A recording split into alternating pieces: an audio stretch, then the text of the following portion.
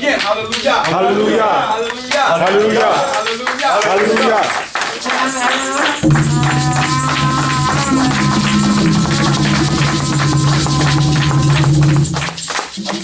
Hallelujah. Shabbat shalom lechem. Shabbat shalom lecha. Sabbath peace to everyone, and we give thanks to God that we are able to make it through another week, to stand here, to be able to celebrate another Sabbath day. Let us face the land of Israel towards the eastern wall here, where we can even ask the Creator to stand in our midst, even as we will learn where these words came from in this week's portion.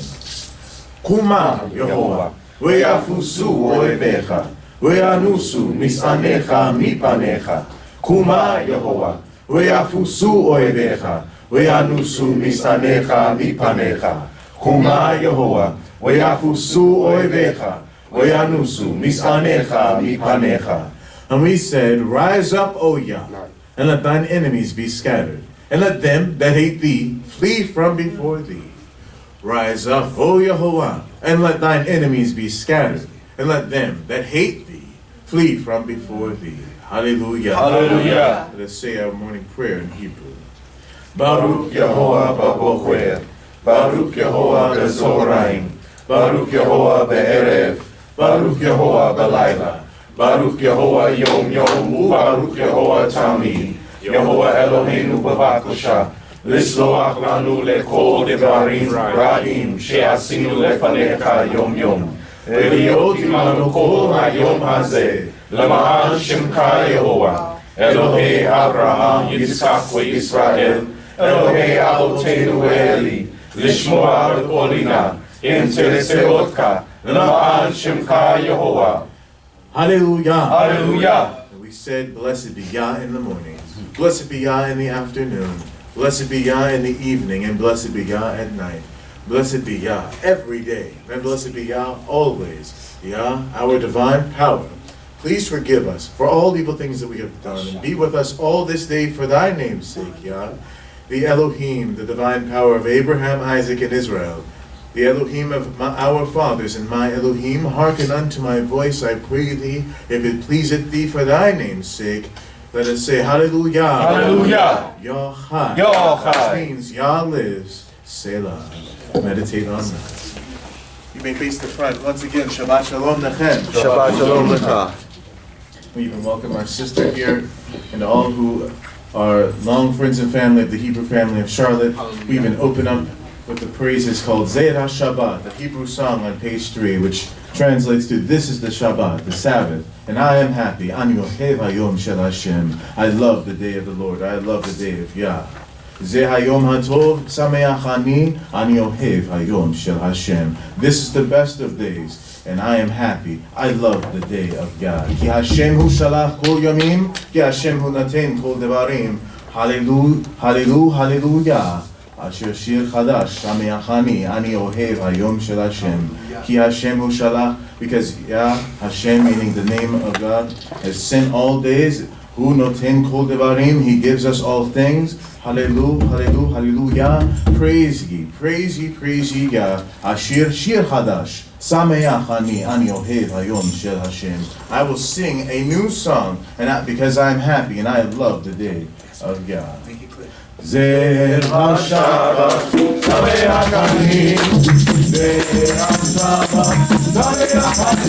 Sidrah Shabbat, sameach ani.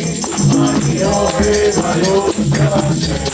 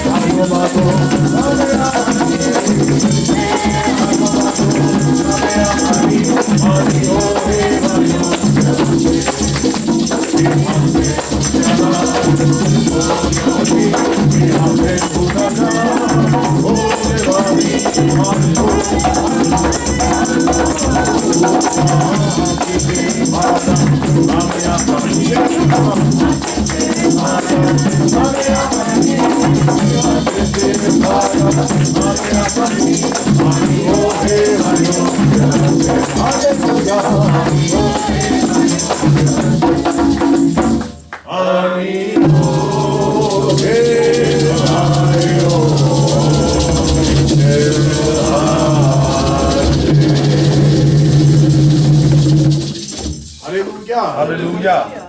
Baruch atah Yah Eloheinu, Melech haolam, asher natan lanu et Torah, v'tziwanu l'kadesh et Yom HaShabbat. We give you thanks, O Yah, who makes us holy through your divine commandments, and commanded us to remember the Sabbath day, to keep it holy. We give you praise and honor, O Yah, as we enter into a day that we study the portion called Naso et Rosh. Lift up the heads of your people, count them head by head. And even at the same time, we learn about your priestly blessing, where you say that the children of Levi will place, the children of Aharon, the Kohanim, the priests and Levites will place your name upon your people. A blessing even in its own right of us knowing that you are Yehovah, that you have a personal name beyond Lord or Master or King or God. That you even said that you would bless us and keep us. You would cause your face to shine upon us and be merciful to us. You would lift up your countenance upon us and give us shalom. May we even merit those blessings, O Yah, even as imperfect as we have been, and even as imperfect as our ancestors may have been. That you said that it was not because of our own righteousness that you chose us, or because we were the most numerous nation, but because you loved our fathers, Abraham, Isaac, and Jacob, and you made a covenant with them. And even as we look in the book of Bereshit and saw how imperfect their lives were, if you could love them with all of their personal flaws, you should certainly love us, O God. We give you thanks for expressing your relationship with us through the covenant of the Torah. Amen. Even that was done in the 3rd month, which we are now standing in, O Yah, of the Hebrew calendar, counting from the beginning of the spring season as it started in Israel, and now into 3 lunar cycles until now. We give you thanks, O Yah, for our ancestors standing at Mount Sinai, the sign that you told Moses that you're going to believe this when you take my people who are slaves in Egypt, and they are all standing right here in front of this same burning bush. We give you thanks for this season of deliverance again, O Yah, as we prepare for the holy season of Shavuot, the festival of weeks. Oh yeah, please allow us to even be strong and of good courage this day as we worship you, and as many people sit in our midst who come and are exposed to the Torah for the first time. Please bless them, O Yah, with a special blessing, and even allow our teachings and those who come to read Torah, read the prophecies of the Haftarah, those who read the Psalms and the Proverbs, let all of our words lift up an offering before you with the words of our lips and the meditations of our hearts. Blessed be your name now and forevermore. Hallelujah. Hallelujah. Hallelujah. Hallelujah. Hallelujah. Hallelujah. Let us sing the Shema. O Shema Yisrael, Yahovah Eloheinu, Yahovah Eloheinu, Yahovah Eloheinu, O Shema Yisrael, Yahovah Eloheinu, Eloheinu, Yahovah Echad. O Baruch Shemito, Baruch Kole Olam, Baruch Kole Olam, Baruch Kole Olam, Baruch Shemito, Baruch Kole Olam,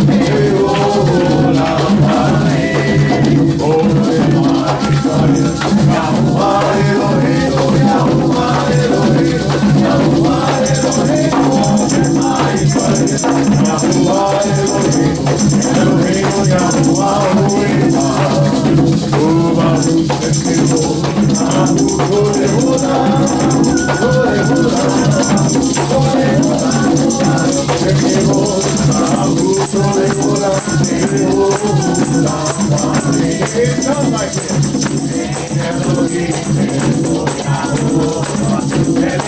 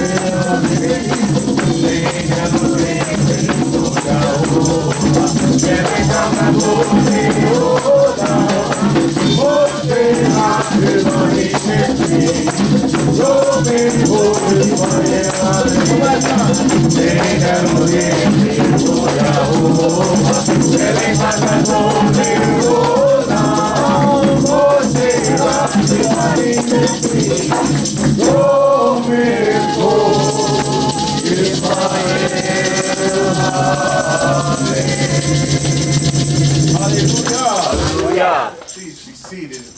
With that same energy, let us even pour out our souls before you. There's a family prayer that we say that's on page 4, also on the screen before you, which begins, Blessed art thou. Please make sure all of your devices are silent as we go into the preparation to hear the word of the Most High, untranslated in Hebrew. And so let us even begin with those words. Blessed art thou. Blessed art thou, O Yehovah, our power. And blessed be the works of thy hands. And the heavens and the earth were finished, and all the host of them.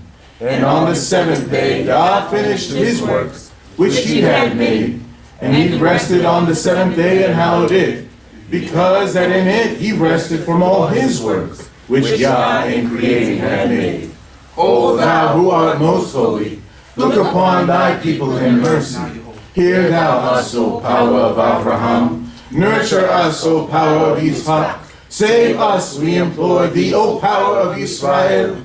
Blot us not out, O Yah, though our sins be many. Cast our evil doings into the bottomless pit, to remain forevermore. Our hope is in thee, O Yah. Without thy mercy we have none. Father of wisdom, thou dispenser of knowledge. Cause our hearts to discern and our minds to retain thy law. Bless Israel to know thee as we did in the days of yore.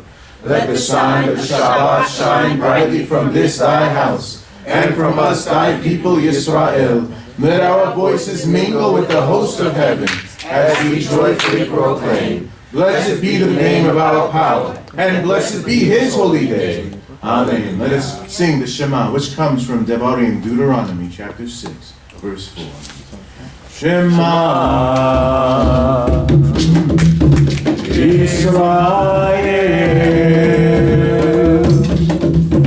Yahovah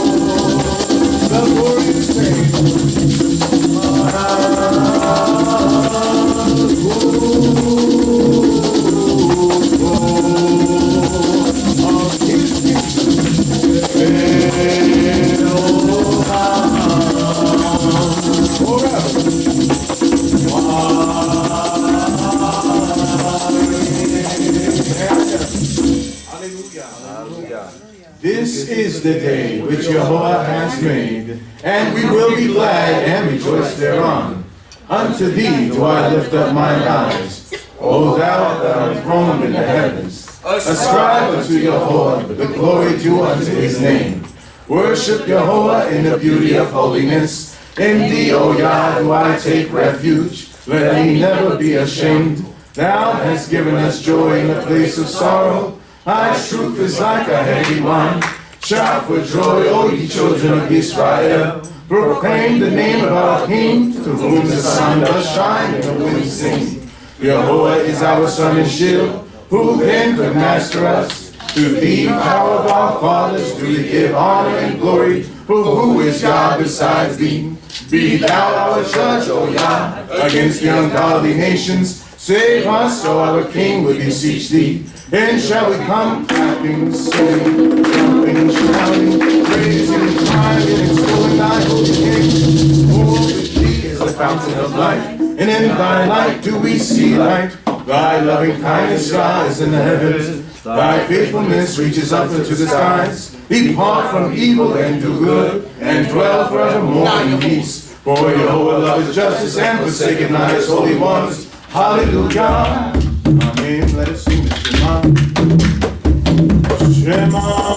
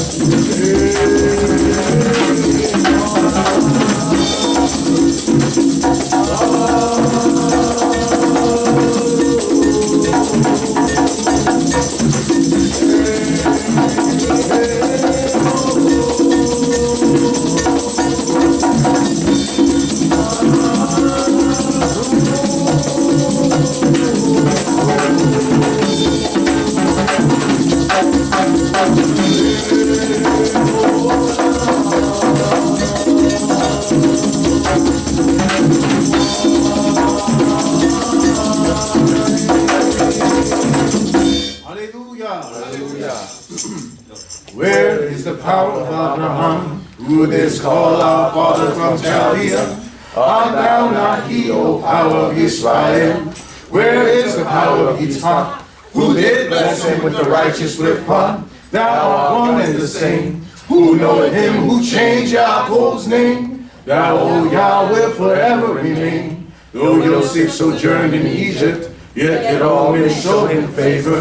Thy hand, O Yah, was with him. Thou didst help Moshe and Israel against Pharaoh, who stood up the mighty Red Sea. Man dropped from heaven to sustain thy people in the wilderness. They fashioned the calf they bow down to. Yet to Israel didst thou show mercy. We give thanks unto thee, O Yah. We will tell of thy wondrous works. In Yehudah is Yah known. His name is great in Israel. His foundation is in the holy mountains. We will sing of the mercies of Yehovah forever. Unto all generations we will make them to be known. Save thou, O Yah, in the midst of us. Cause righteousness once more to be sown. So shall the heavens praise thy wonders, Yah. Thy faithfulness in the holy assembly. Let Israel awaken the day with their praises. Glory to Yah now and forevermore. Amen. Let us sing the Shema. Shema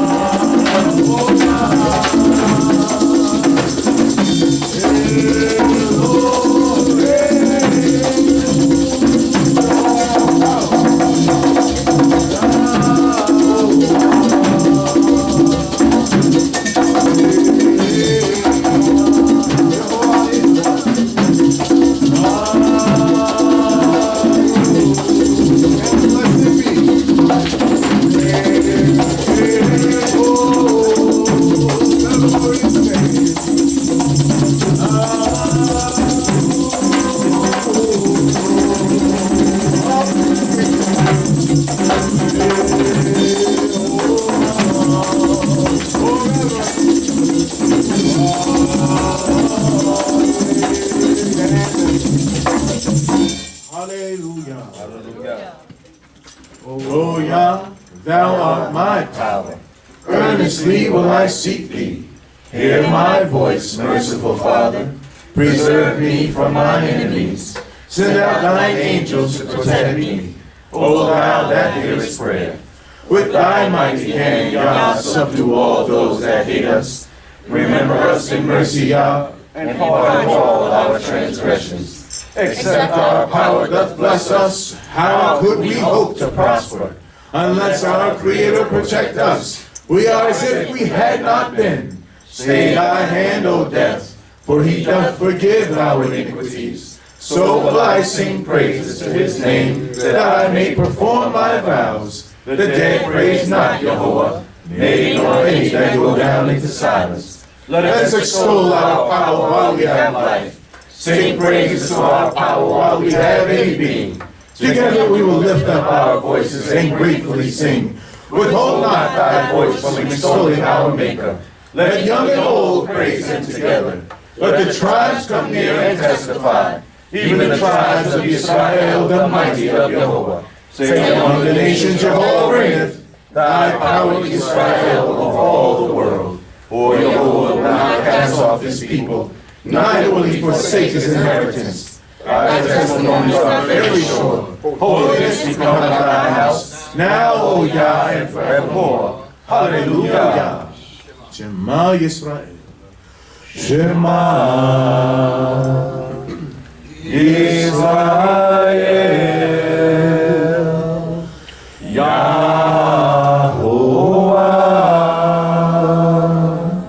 Eloheinu.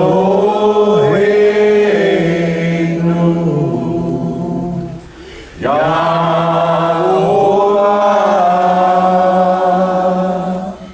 Eloheinu.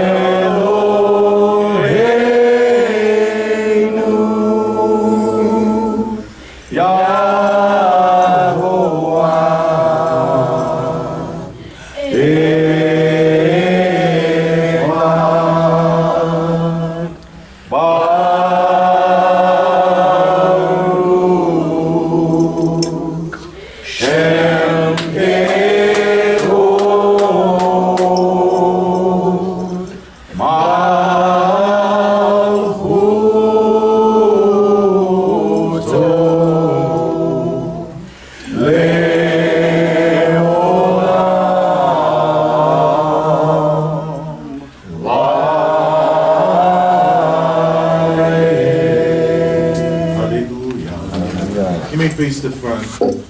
At this time, we turn our attention to the divine laws of the Most High, called the Torah in Hebrew, meaning more than just law, as in rules and regulations, but a guidance. The same root as the word morah, a teacher, that he gave us on record who we are, where we come from, where we are going, and who is in control of everything. And so we're going to sing a praise to Yah for even the revelation of the Torah, which was in the third month of the Hebrew calendar, 3,400 years ago, approximately, with the song HaTorah, which opens up in Hebrew with saying HaTorah, HaTorah, Patach HaTorah, open this Torah. And let us learn at this time. HaTorah,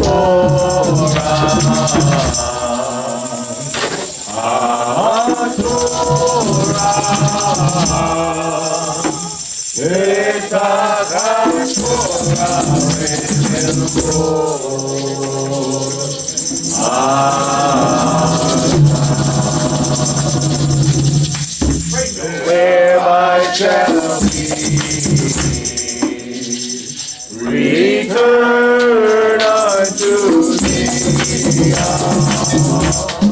for thy word to be fulfilled. I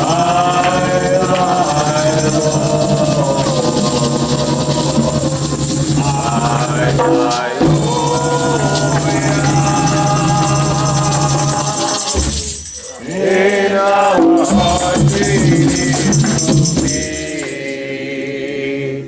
in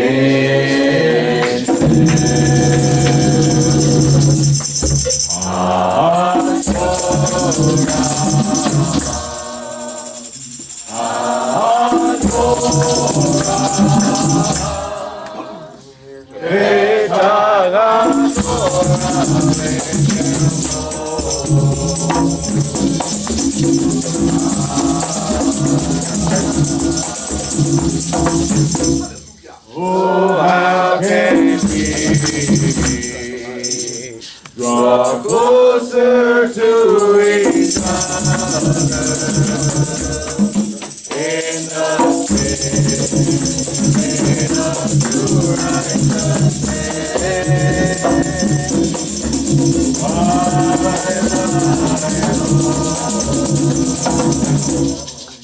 By thy is the only way we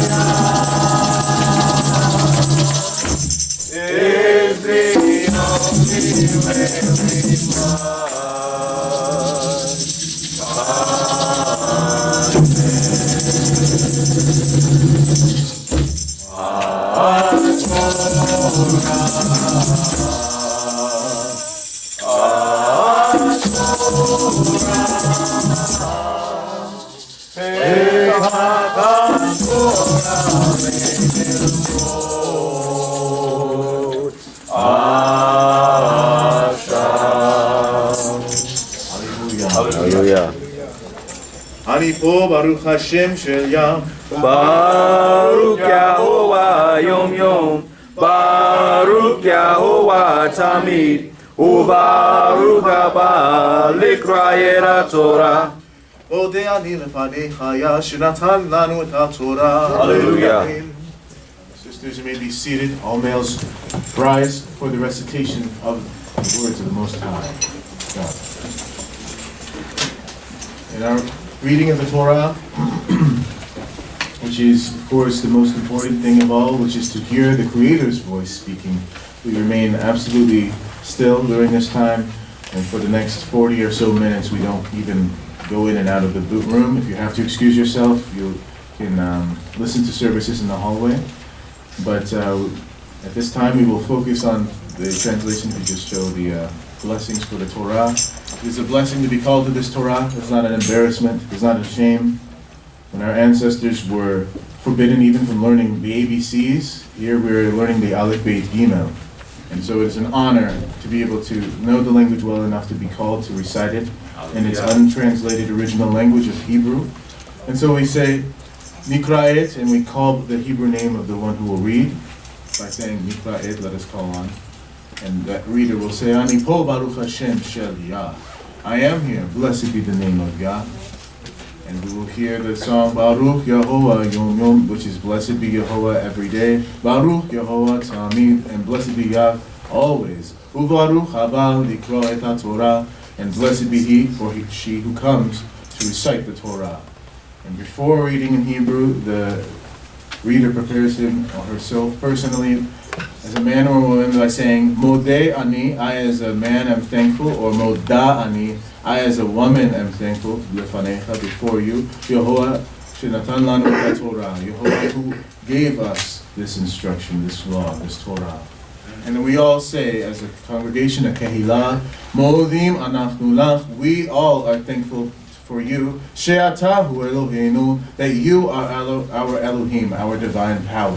Ve'Elohei Avotenu, and the Elohim of our forefathers, Avraham, Yitzhak, Yaakov, Abraham, Isaac, and Jacob, Le'olam Wa'ed, forever and ever. And so that is what you'll hear for a period of 7 readers. The last reader, who will be a female today, is called the Maftirah. Maftir, they haftir in Hebrew, is to provide an afterword to something. And what better fitting afterward to the laws of Moses should there be but the prophets of Israel. And so we will learn about Samson, the great prophet who was also a Nazirite, whose laws and statutes we learn about in the Torah portion. So we connect the words of the law to prophecy as well.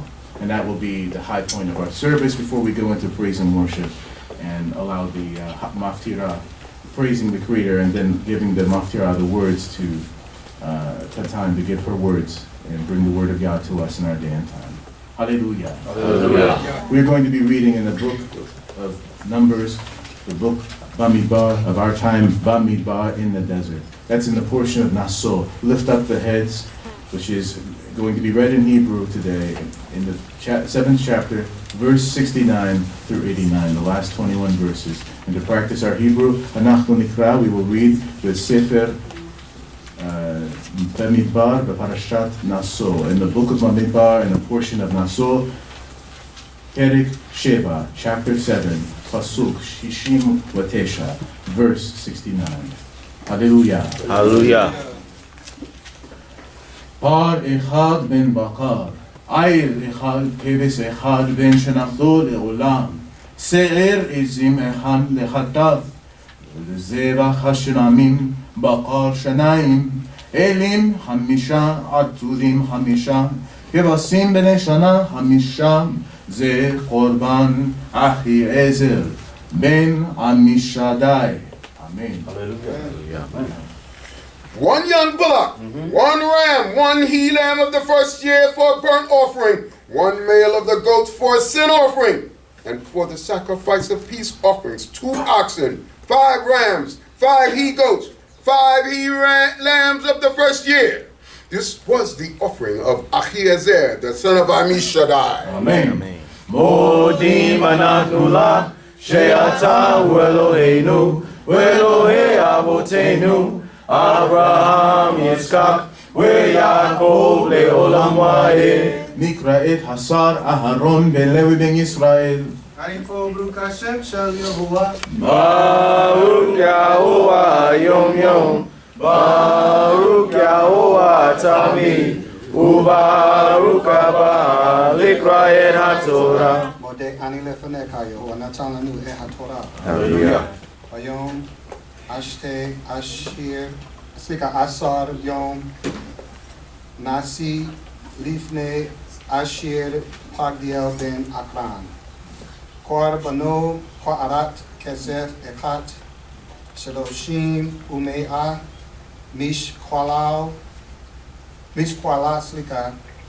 מזרח אחד כסף 70 שקל בשקל הקודש שניהם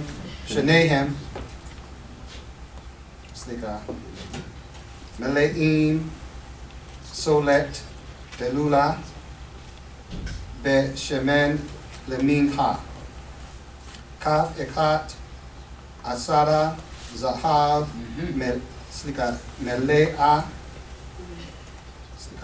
קטורת.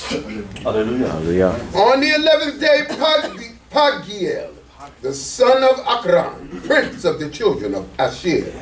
His offering was 1 silver dish. The weight thereof was 130 shekels. 1 silver basin of 70 shekels after the shekel of the sanctuary. Both of them full of fine flour, mingled with oil for a meal offering. 1 golden pan of 10 shekels full of incense. Amen. Amen. מודים אנחנו לך שאתה הוא אלוהינו ואלוהי אבותינו אברהם יצחק ויעקב לעולם ועד. נקרא את אחינו יומיה יהוצדק אליהו בן יהודה. אני פה, בן ישראל. אני פה, ברוך השם של יהוה. ברוך יהוה יום יום ברוך יהוה תמיד וברוך הבא לקרוא את התורה. מודה אני לפניך, יהוה לנו נתן את התורה. Hallelujah.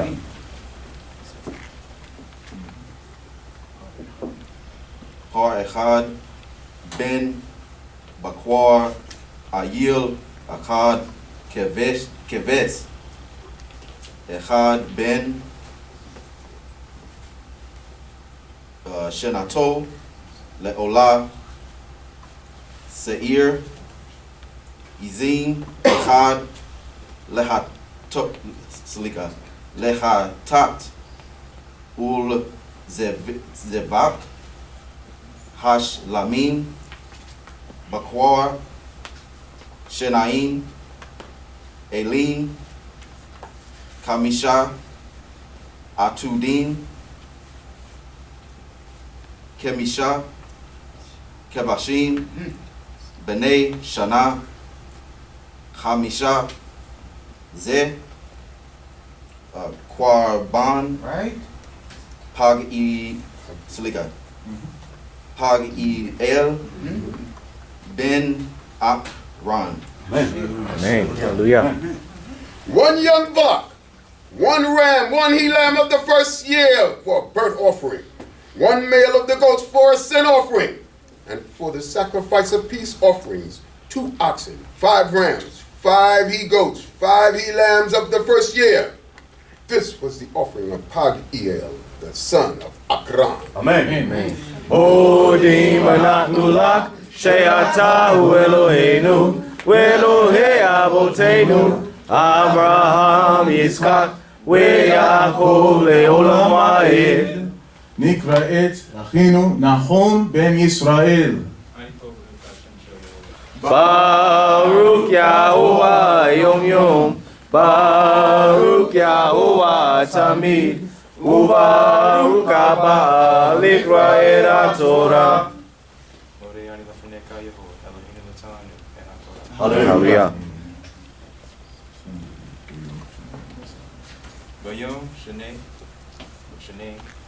Asar Yom Nasi Livne Naphtali Akira Ben Anan Kwabano Kwa'arat Kesef Akat Shaloshim Umeya Mishkwala Mizrach Ekad Kesef Shivim Shequel Jeshequel HaKodesh Shnehem Maleim Select Alula Rashemen Lamin Kaf Akat Asara Zahav Malea Katoret. Amen. Amen. On the Hallelujah. 12th day, Achira, the son of Enan, prince of the children of Naphtali, his offering was 1 silver dish. The weight thereof was 130 shekels. 1 silver basin of 70 shekels after the shekel of the sanctuary. Both of them full of fine flour, mingled with oil for a meal offering. 1 golden pan of 10 shekels full of incense. Amen. Modim anachnu lach she'ata hu Eloheinu ve'Elohei avoteinu Avraham Yitzchak ve'Yaakov le'olam va'ed. נקראת הגברת לאה אשת משרת יעקב בן דן בן ישראל. Baruch Yahuwah Yom Yom, Baruch Yahuwah Tamid, Ubaruch Abba Likraed HaTorah. Hallelujah.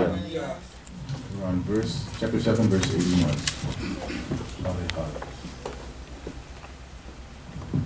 Har Echad Ben Bakar Ayur Echad Keves Echad Ben Shinato Leolah Asair Ozim Izim Echad Lechatat Uzevach Hashelamim Bekar Shanaim Elim Hamisha Atudim Hamisha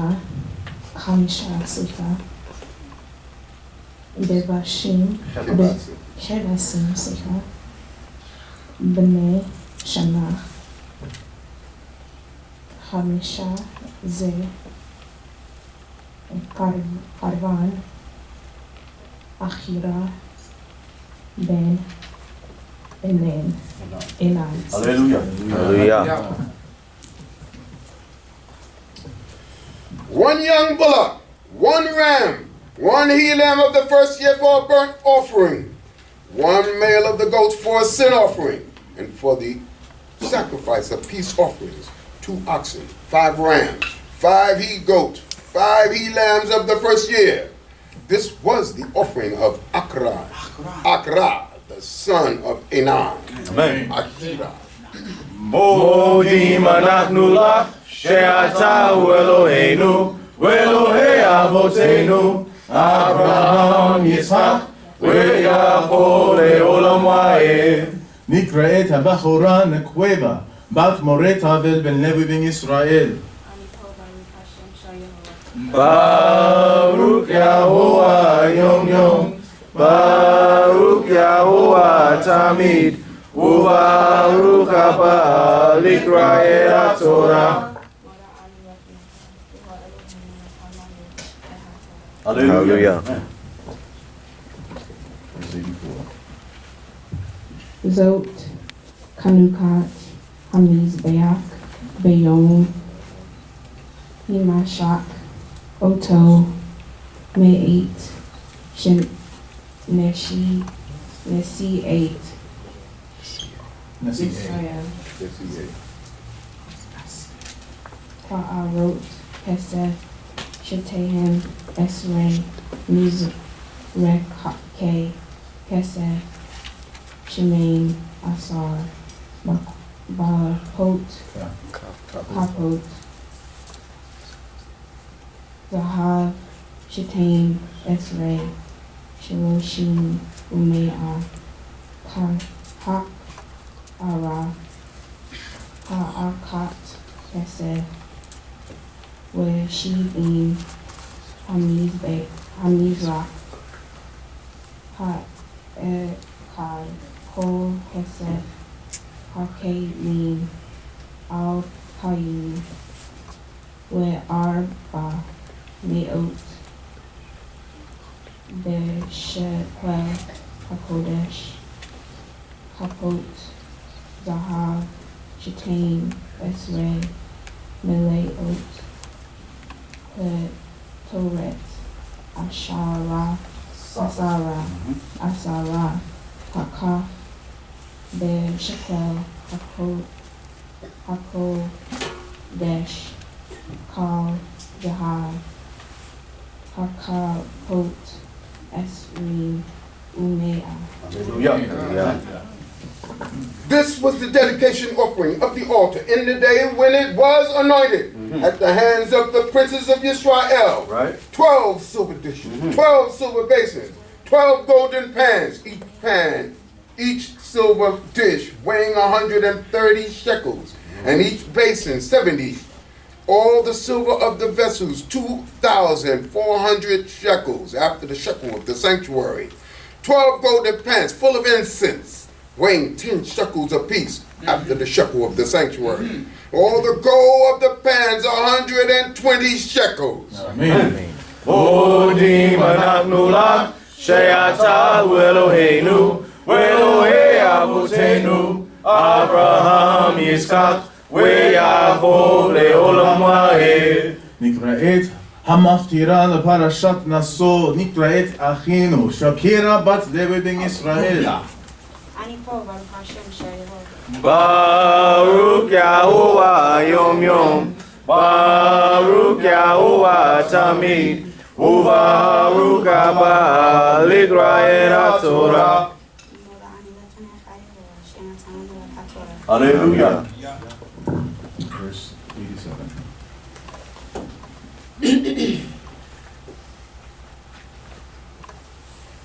Kol habakwal lo utzika, Aola, Shenaim, Asar, Parim, Elim, Shenaim, Asar, Kevasim, Bene Shana, Shenaim, Asar, Umin Khatan, Us Ire, Ezrin, Zika, Yizim, Shenaim, Asar, Lachatat, Wekol, Bechar, Zevat, Hashalamim, Ish Esrim, Arba'a, Parim, Elim, Shishim, Atudim, Shishim, Kevasim, Bnei Shana, Shishim Zo, Hanucha, Hamiz Beach, Achare, Himashach, Oto, Uvo Moshe el Ochel Moed, Vedaber Ito, Wayishma et Hakol, Midaber Elau, Me'al Hakaporet, Ashir al Aron, Ha'edut, Mibain, Shenem, Hacheruvim, Wadaber Elau. Hallelujah. All the oxen for the burnt offering, 12. All the oxen for the burnt offering, 12 bullocks. The rams, 12. The he lambs of the first year, 12. And their meal offering. And the males of the goats for a sin offering, 12. And all the oxen for the sacrifice of peace offerings, 24 bullocks. The rams, 60. The he goats, 60. The he lambs of the first year, 60. This was the dedication offering of the altar after it was anointed. And when Moses went into the tent of meeting that he might speak with him, then he heard the voice speaking unto him from above the ark cover that was upon the ark of the testimony, from between the two cherubim, and he spoke unto him. Amen. Modim anachnu lach, she'ata hu Eloheinu, ve'Elohei avoteinu, Abraham, Yitzchak, ve'Yaakov le'olam va'ed.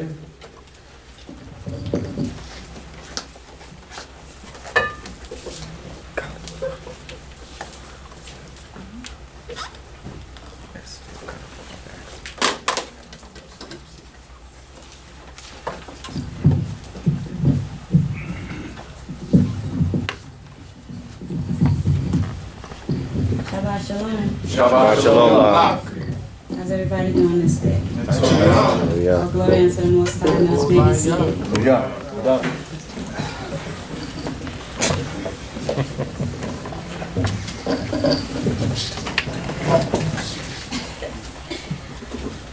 The Most High is great. I am blessed to be here this day with you all. To give glory unto the Most High on His holy Shabbat day. The portion may be found in Judges, chapter 13, verses 2 through 25. We're going to start at 1. Well, not really. The first verse is just talking about the same old thing. Israel is doing that which is evil in the sight of the Most High. Of course, the book of Judges goes through a bunch of, different people the Most High put in place to really just help us remember His laws, help us to continue to stay online. So, we're just gonna dive right in and get through with this. Most High bless my words this day, so that I speak in His name and His name only, and bring forth His wisdom, His understanding, not from my vantage point, but from the Most High's point of view. Chapter 13, verse 2. And there was a certain man of Zoar, of the family of the Danites, whose name was Manoah. And his wife was barren and bore not. And the angel of Yahweh appeared unto the woman and said unto her, Behold, now thou art barren, and hast not born, but thou shalt conceive and bear a son. Before we really get into this portion, there's so much. this portion, I don't know if everybody reads often. This is a simple portion. It's a lot of detail, a lot of interesting facts that I found in this portion, and just reading. There's a lot of life lessons in this portion. That's right. And right here, one of the first things that we learned. First off, we don't even know this woman's name. It's just Manoah's Isha, right? Wife, his wife. And the Most High sends an angel or a messenger unto her to give her a message. And right here, just the fact that the Most High is allowing this malak to go into the Isha rather than the Ish, the wife, instead of the husband, which in most times in our history we see that the message usually is brought through a male or even the messengers, you know, that male has that connection, that closer connection to the Most High. So here we kind of get the sense that maybe his Isha has a closer connection to the Most High than he does. And as the portion goes on, we'll see that it does seem that, you know, she definitely has a heightened spirituality and a different type of zeal towards the Most High than that of her Ish. Not saying that her Ish is doesn't have that spirituality or anything, but it's just hers is more enhanced or seems to be even closer to the Most High. So let's go ahead. Where's verse 4? Now therefore, beware, I pray thee, and drink no wine nor strong drink, and eat not any unclean thing, for lo, thou shalt conceive and bear a son, and no razor shall come upon his head, for the child shall be a Nazarite unto Elohim from the womb, and he shall begin to save Israel out of the hand of the Philistines. All right, speaker. So, taking it back right quick to verse 3 again. Just going back into the relationship with the Most High. It's very important that, you know, yes, the laws state that, you know, a woman should follow her Ish. But we also must learn to build our relationship, our connection with the Most High as well. And that's something that we all, as each and every individual, from the child to the teenagers, to the adults, to the elders, everybody, we have to build that relationship with the Most High, because you don't know who the Most High is going to work through. So it's important that even in relationships we have that respect with one another, whether it's a relationship that you're in, that you're committed to, where you have a man and a woman and they may be married or they're in a relationship, or relationships with your friends, your family members, whatever type of relationship you find yourself in. As it goes further into verse 4, it talks about it says, I pray thee, drink no wine nor strong drink. Now the Malak is given a message unto this woman, and he's telling her right off the bat, hey, look, this is what I want you to do.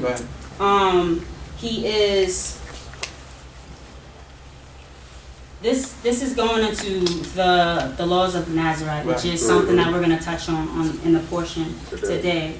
And it goes into a lot of other different laws about the leper and things like that. But this is mostly exactly the correlation between this portion here and the portion that we'll read later today. It talks about the vow of the Nazarite, and that's something that's important that we understand. Of course, today we don't really have that type of vow that we really pretty much observe or commit to.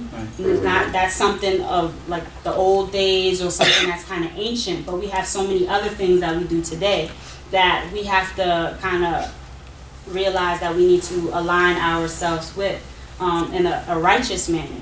So this angel is telling her not to drink any wine nor strong drink, all of these different things, because the Creator wants this child from birth to pretty much be on a different level. When you don't put these types of substances into your body, whether it's alcohol, let's bring it up to today, whether it's alcohol, whether it's drugs, pills, all of these different things that they have today, when you don't entertain those things and put those things in your body, your level of thinking, your mentality is on a different level. It's on a heightened level, and we can even take it to the fact that the Most High puts it in this book where He says, you know, He doesn't want His sleep king, Kohanim and Moreh, while they're up here teaching all of us this law. You shouldn't be drinking. You shouldn't, you know, be on that level where your mentality, it's altered. The way you praise, or the way you give that glory to the Most High. You want to be on that spiritual level. So He's telling her from the back, look, don't put these things in your body, because He's sanctifying this child right here. This child has a purpose in life. So that's something that we have to think about on our day-to-day, how we move, how we act, how we walk upon this earth. We don't want to abuse those things. Yes, we have it. The Most High has blessed this earth to yield these things for us. Right. But we have to realize there's a line that we have to draw and figure out, okay, is this a good time to do this? Is this not so good time? When you're with your friends, exactly what I'm getting to. When you're with your friends, how much should you use? Wow. How much you should, have fun. How much fun? Of course, we all like to have fun. I like to have fun. I like to joke around, or whatever. But there's still a level that you need to learn. Okay, I gotta stop here. I gotta stop here. My mentality is now being affected. My thoughts are now being affected. My actions are now being affected. So that's something that we have to constantly think about. And it gets so tempting when we get out there on our own. When we get out there, we're in college now. We're away from home. Some of us, we go away. So that's something that we have to remember. Yes, we are on a mission when we leave the house. We are on a mission. When we leave, when we go out and we're in the world and we're in college, or we might be living on campus by ourselves, that's something that we truly cannot take advantage of, because so many people take advantage of these things. I've seen it. I've seen it while I was in college. I mean, what a lot of, and it's to the young men as well, because what a lot of, and it's kind of sad, because a lot of females tend to, even though they might party, some of them, they do go down and they just abuse these substances and things like that. But it seems like our females still find, for the most part, and I'm not saying all of them, but for the most part, it seems like our females still find that balance where they take care of their work, they get their schoolwork done, they do all of this stuff, but then they party and they have fun. But our male children, they have a problem like, oh, they just want to go have fun. So for all of us here, all of those young men that's going off into college in a couple years, that might be in college, take consideration of that, because that's something that we can't do. We can't do. We know this book. We know these laws. We know what's here left on record. And we have an understanding, a better understanding than just any old individual that might be walking about. That doesn't really have no spirituality, because spirituality is another thing that's lacking in the world. So the fact that the Creator gave us this spirituality, these understandings, so that we have this knowledge to guide us in our everyday life, we need to take advantage of it. So we need to take advantage of the fact that we, sorry, I'm talking too long. They went dark on me. But we need to take advantage of the fact that we have these things here, so that we understand, look, I'm going to be better. Yeah, I'm going to have fun, but I'm going to draw the line here. I got to make sure I get my schoolwork done. I got to make sure I stay on top of my game, because I have a mission that I need to fulfill. Go ahead, Thomas. Verse 6. Then the woman came and told her husband, saying, a man of Elohim came unto me, and his countenance was like the countenance of the angel of Elohim, very terrible. And I asked him not whence he was, neither told me his name. He was neither Sidrah, but he said unto me, behold, thou shalt conceive and bear a son. And now drink no wine nor strong drink, and eat not any unclean thing, for the child shall be a Nazarite unto Elohim from the womb to the day of his death. Then Manoah entreated Jehovah and said, O Yah, I pray thee, let the man of Elohim whom thou didst send come again unto us, and teach us what we shall do unto the child that shall be born. And Elohim hearkened to the voice of Manoah. And the angel of Elohim came again unto the woman as she sat in the field. But Manoah, her husband, was not with her. And the woman made haste and ran and told her husband, and said unto him, behold, the man hath appeared unto me. See God. These old eyes ain't what they used to be. And the woman made haste and ran and told her husband, and said unto him, behold, the man hath appeared unto me, that came unto me that day. So again, this Malak is coming unto the Isha. Even though Manoah prayed unto the Most High, and the Most High hearkened unto him, this man is still coming unto the woman. So again, he has a connection with the Most High. but this woman seems to be on a different level. And again, she tells him everything that that angel, that Malak told her, and you see that right off. They're not fussing, they're not arguing or anything like that. Right. He's listening unto her. So that's that respect that we have to have in a relationship, in a bond, or in those types of situations where the man and the woman must be able to coexist in a respectful, in a righteous manner. Because there's so many, especially for us where polygyny, is something that is a part of our culture. We have to find a way to go about it in a righteous manner, because that's what we're meant to be, righteous individuals, righteous Israelites into the Most High. Let's continue. And Manoah arose and went after his wife, and came to the man, and said unto him, Art thou the man that spokest unto the woman? And that spoke, and he said, I am. And Manoah said, Now, when thy word come to pass, what shall be the rule for the child? And what shall be done with him? And the angel of Jehovah said unto Manoah, Of all that I said unto the woman, let her beware. She may not eat of anything that cometh of the grapevine, neither let her drink wine or strong drink, nor eat any unclean thing. All that I commanded her, let her observe. And Manoah said unto the angel of Jehovah, I pray thee, let us detain thee, that we may make ready a kid for thee. And the angel of Jehovah said unto Manoah, Though thou detain me, I will not eat of thy bread. And if thou wilt make ready a burnt offering, thou must offer it unto Jehovah. For Manoah knew not that he was the angel of Yah. And Manoah said unto the angel of Jehovah, What is thy name? That when thy words come to pass, we may do thee honor. And the angel of Jehovah said unto him, Wherefore askest thou after my name, seeing that it is hidden? So Manoah took the kid with the meal offering, and offered it upon the rock unto Jehovah. And the angel did wondrously. And Manoah and his wife looked on. For it came to pass, when the flame went up toward heaven from off the altar, that the angel of Jehovah ascended in the flame of the altar. And Manoah and his wife looked on, and they fell on their faces to the ground. But the angel of Jehovah did no more appear to Manoah or to his wife. Then Manoah knew that he was the angel of Yah. And Manoah said unto his wife, We shall surely die, because we have seen Elohim.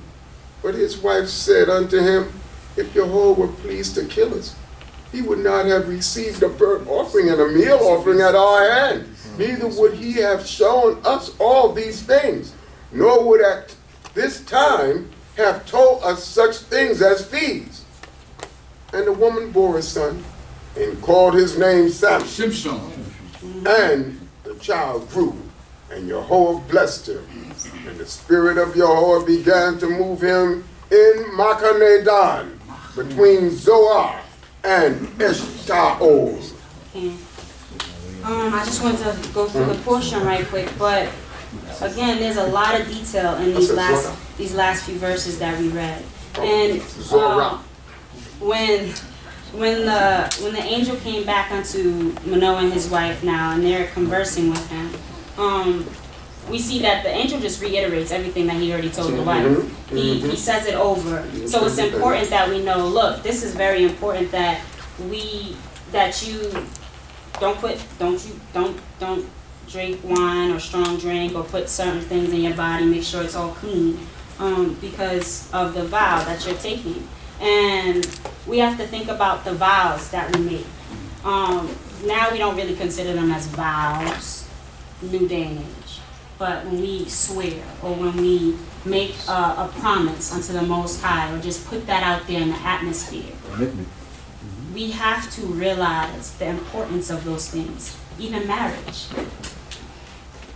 In our culture, marriage, just the bond, the marriage is a vow that you're taking. Whether you actually go up there while we're having the ceremony and say, I vow to commit myself in such manner. It's a vow, because in our culture, the Most High, this bond that a male and a woman is taking is a vow. You're entering into the vow of marriage. So whether you want to say you promise to do this or you promise to do that, it's still the vow of marriage that you're entering in. And that's something that, because of how the times have changed so much, we don't realize. So you have to be very careful about who you decide to be in a relationship with, who you decide to commit in this manner, this vow that you're taking, this vow that you're making unto the Most High, so that from a male's point of view, you're vowing to be the head of the house. You're vowing to uphold the family, to provide for the family. You're vowing to be the head of the house. So you have to uphold those vows. You have to be able to take care of this woman and the children, Most High will, that come after that. And as a female, we are vowing to listen to our ish. We're vowing to give him control and to even be a helpmeet unto him. So that's something that we have to realize, because marriage, we don't think about it now that, it's a new day, it's a new age. We don't really consider the vow that we're actually taking.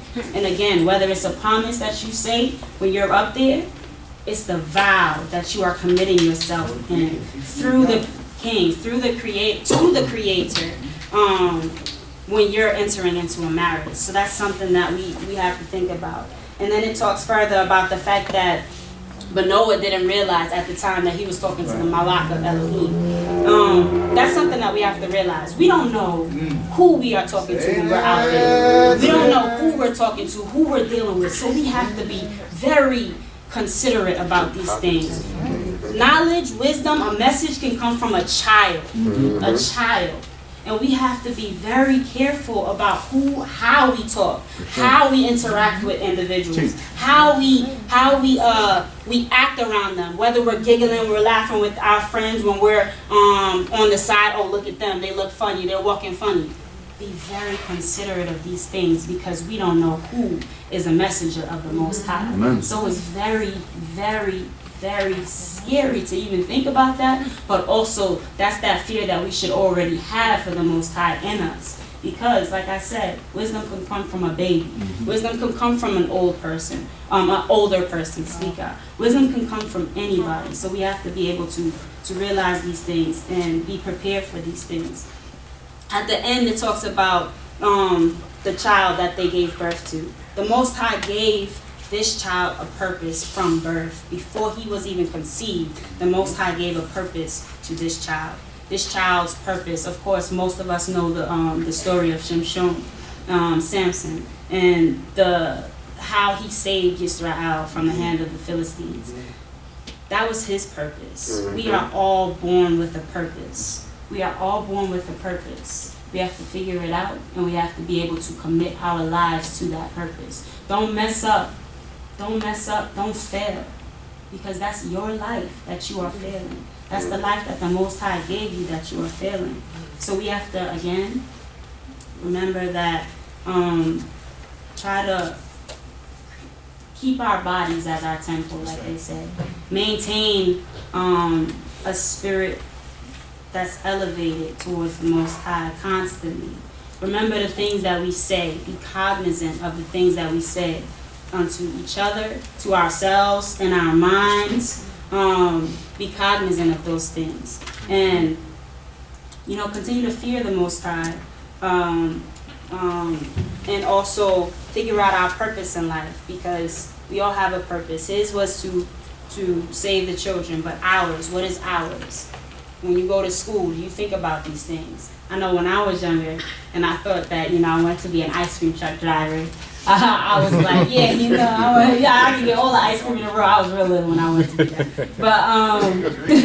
But as life took me on, I am constantly trying to align my life, not solely for me, but for my people. Trying to figure out how I can be a better servant unto the Most High, by working with my people wherever they may be, not just here in this community, but outside in the world as well. So I give all glory and honor unto the Most High. Thank you for blessing me with Pastor today. Good to see you all being here. And Hallelujah.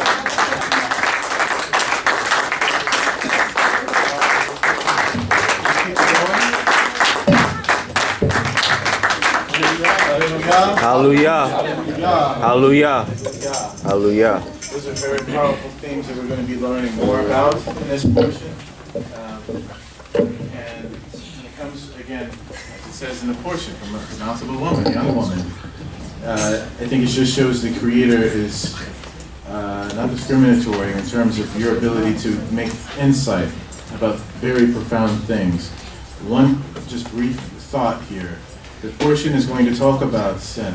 How do we get our sins forgiven? It's going to talk about, right into the next piece of it, after we have this tabernacle set up, it's a husband and a wife having issues and how they can use the Kohanim order who've been established to help resolve disputes in their marriage in a righteous way, in an uplifting way.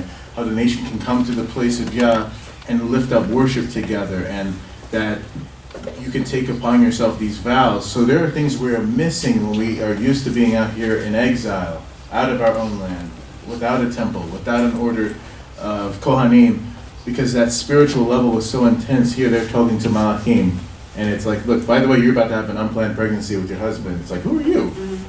And it's like, well, oh, you must be a Malach. Like, imagine just that level of presence in our life. That's what we want to retrieve when we return to our land. Not just to live in a land, we live in any country, but to have that level of spirituality in our men and our women. And I thank you for how you made that connection today. So to Rabah for all of your words, preparing us for the rest of the time. So in God's name, please stand up at this time as we close out our recitation of the Torah. But we will then praise Yah for the study and meditation in His Torah. Let us sing the song HaTorah, the wording Sekor HaTorah, close the Torah, but let's still learn at this time.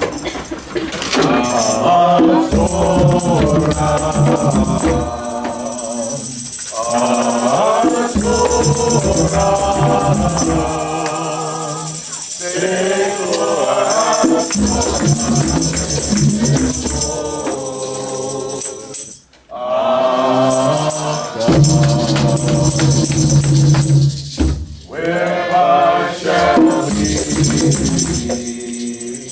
return unto thee? For thy word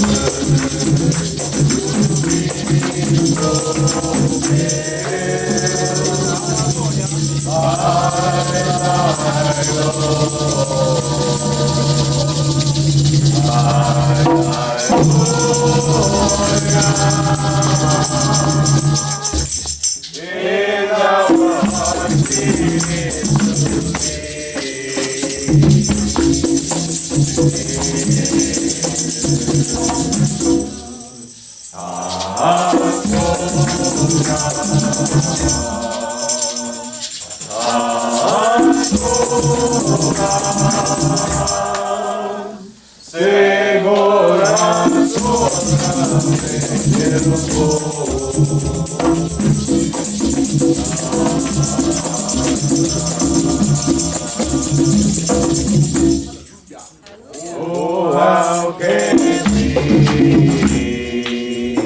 draw closer to each other in the spirit of true righteousness?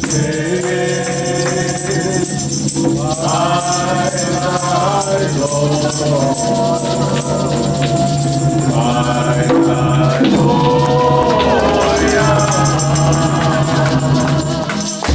is the only way we must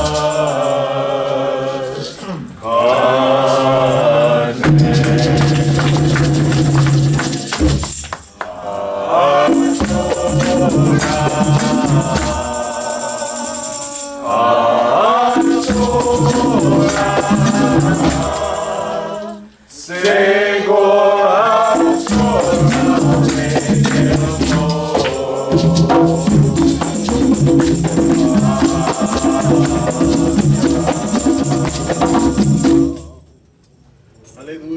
Hallelujah.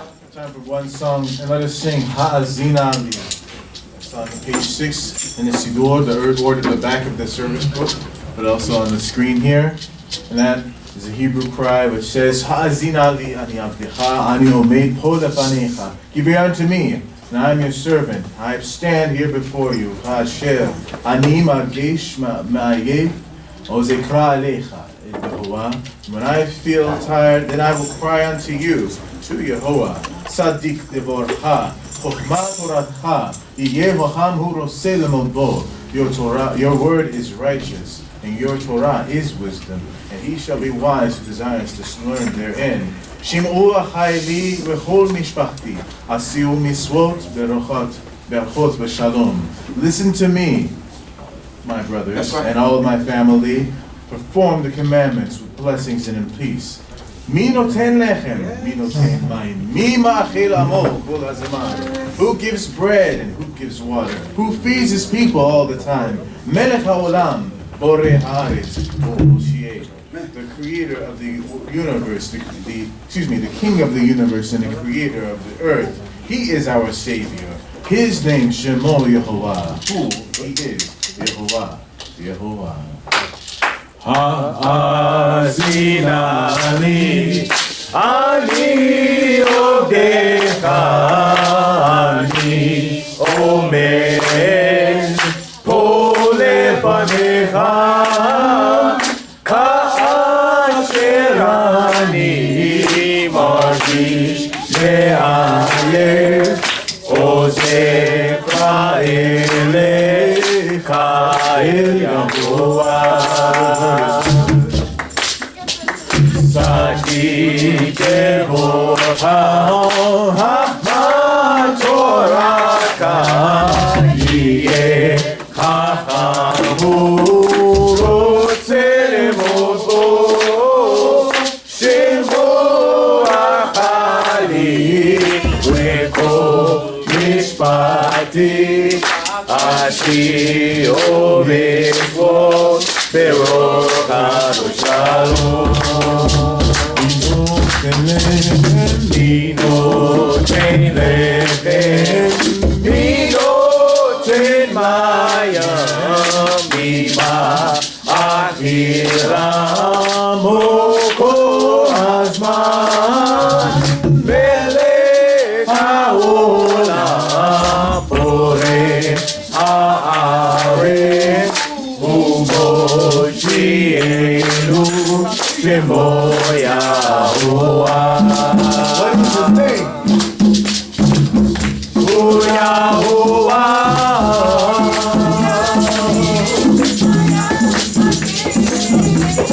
Yahuwah. Now, what is it?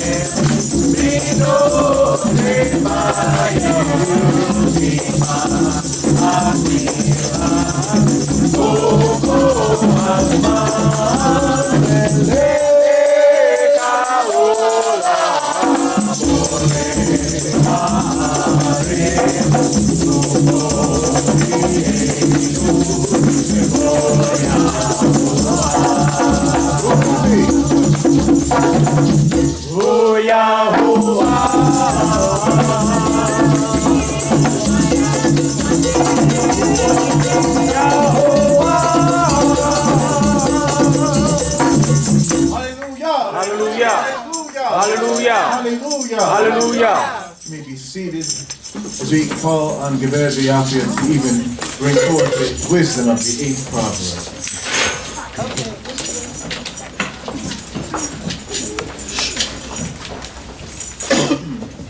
Shabbat Shalom. Shabbat Shalom. I hope everyone had a wonderful week.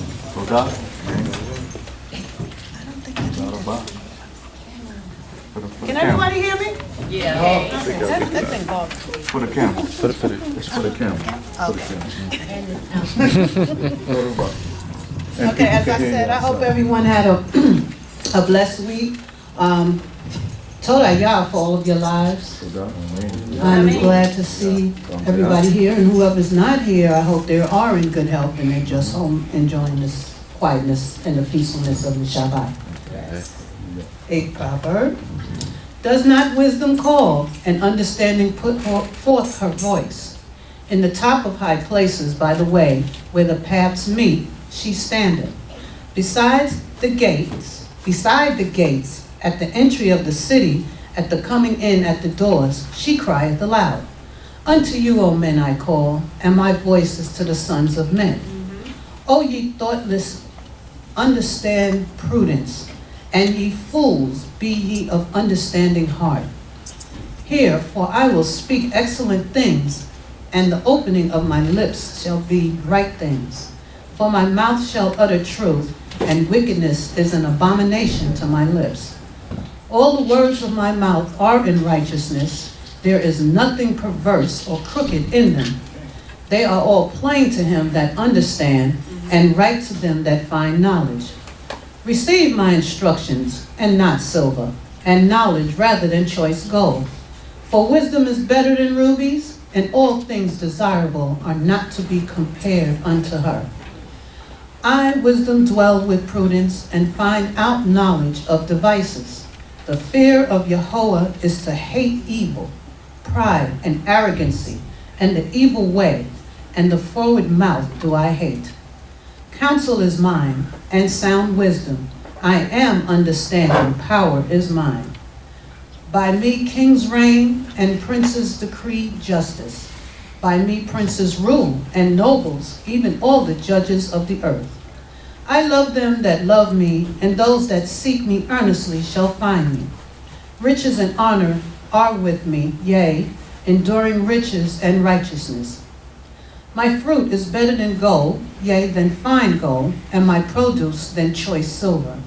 I walk in the way of righteousness, in the midst of the paths of justice, that I may cause those that love me to inherit substance, and that I may fill their treasuries.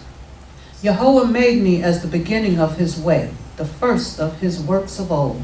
I was set up from everlasting, from the beginning, or ever the earth was. When there were no depths, I was brought forth. When there were no fountains abounding with water, before the mountains were settled, before the hills was I brought forth. While as yet he had not made the earth, nor the fields, nor the beginning of the dust of the world. When he established the heavens, I was there.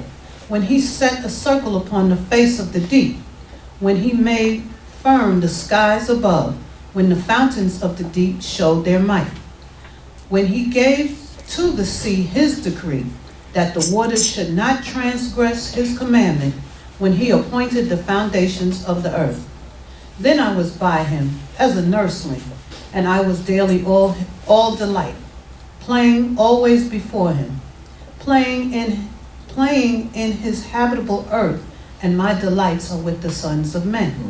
Now therefore, ye children, hearken unto me, for happy are they that keep my ways. Hear instruction, and be wise, and refuse it not. Happy is the man that hearkeneth to me, watching daily at my gates, waiting at the post of my doors.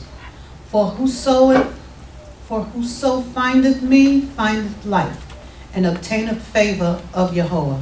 But he that misses me wrongeth his own soul. All that hate me love death. Hallelujah. Hallelujah. Again, Toda Yah for this day of rest, and I hope everyone will enjoy the rest of the Shabbat. Hallelujah.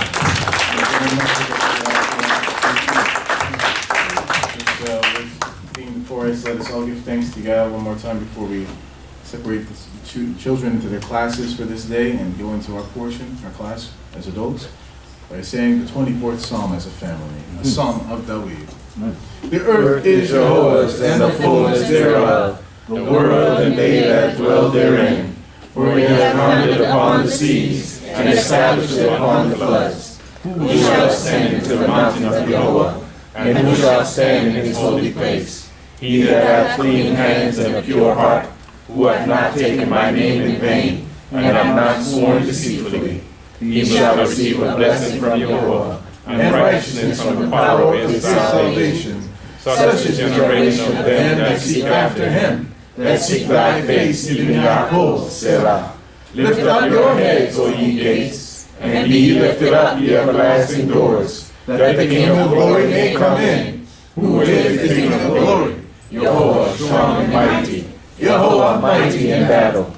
Lift up your heads, O ye gates, yea, lift them up, ye everlasting doors, that the King of glory may come in. Who is the King of glory? Jehovah of hosts, he is the King of glory. This time, let us even rise in honor of the commandments and thank God for our elders and our leaders, even the elders of the sisterhood and the brotherhood, and let us say hallelujah, hallelujah, hallelujah, hallelujah, hallelujah. At this time, we'll allow the youth to be dismissed, but stay standing as we even receive our brother Moreh Shemuel as our teacher this day for Parashat Naso. Hallelujah. Hallelujah. Hallelujah. Hallelujah. Hallelujah. Yochai. Yochai. Yochai. Yochai.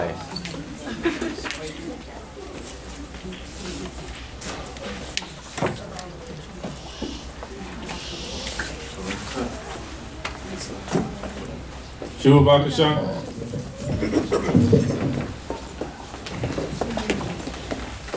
Shabbat Shalom Lechem. Shabbat Shalom Lechem.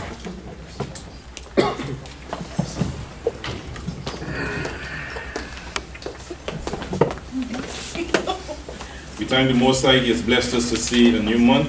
Amen. Hallelujah. The month of C1. This is the third day in the month of C1. Hallelujah. Hallelujah. Chodesh Tov Lechem. I'm so thankful to the Most High that He has allowed us to be in cycle with His seasons and His times and with what He has left on record for us. Because if we fully understand our predicament as a people, we are in the worst crisis as a nation.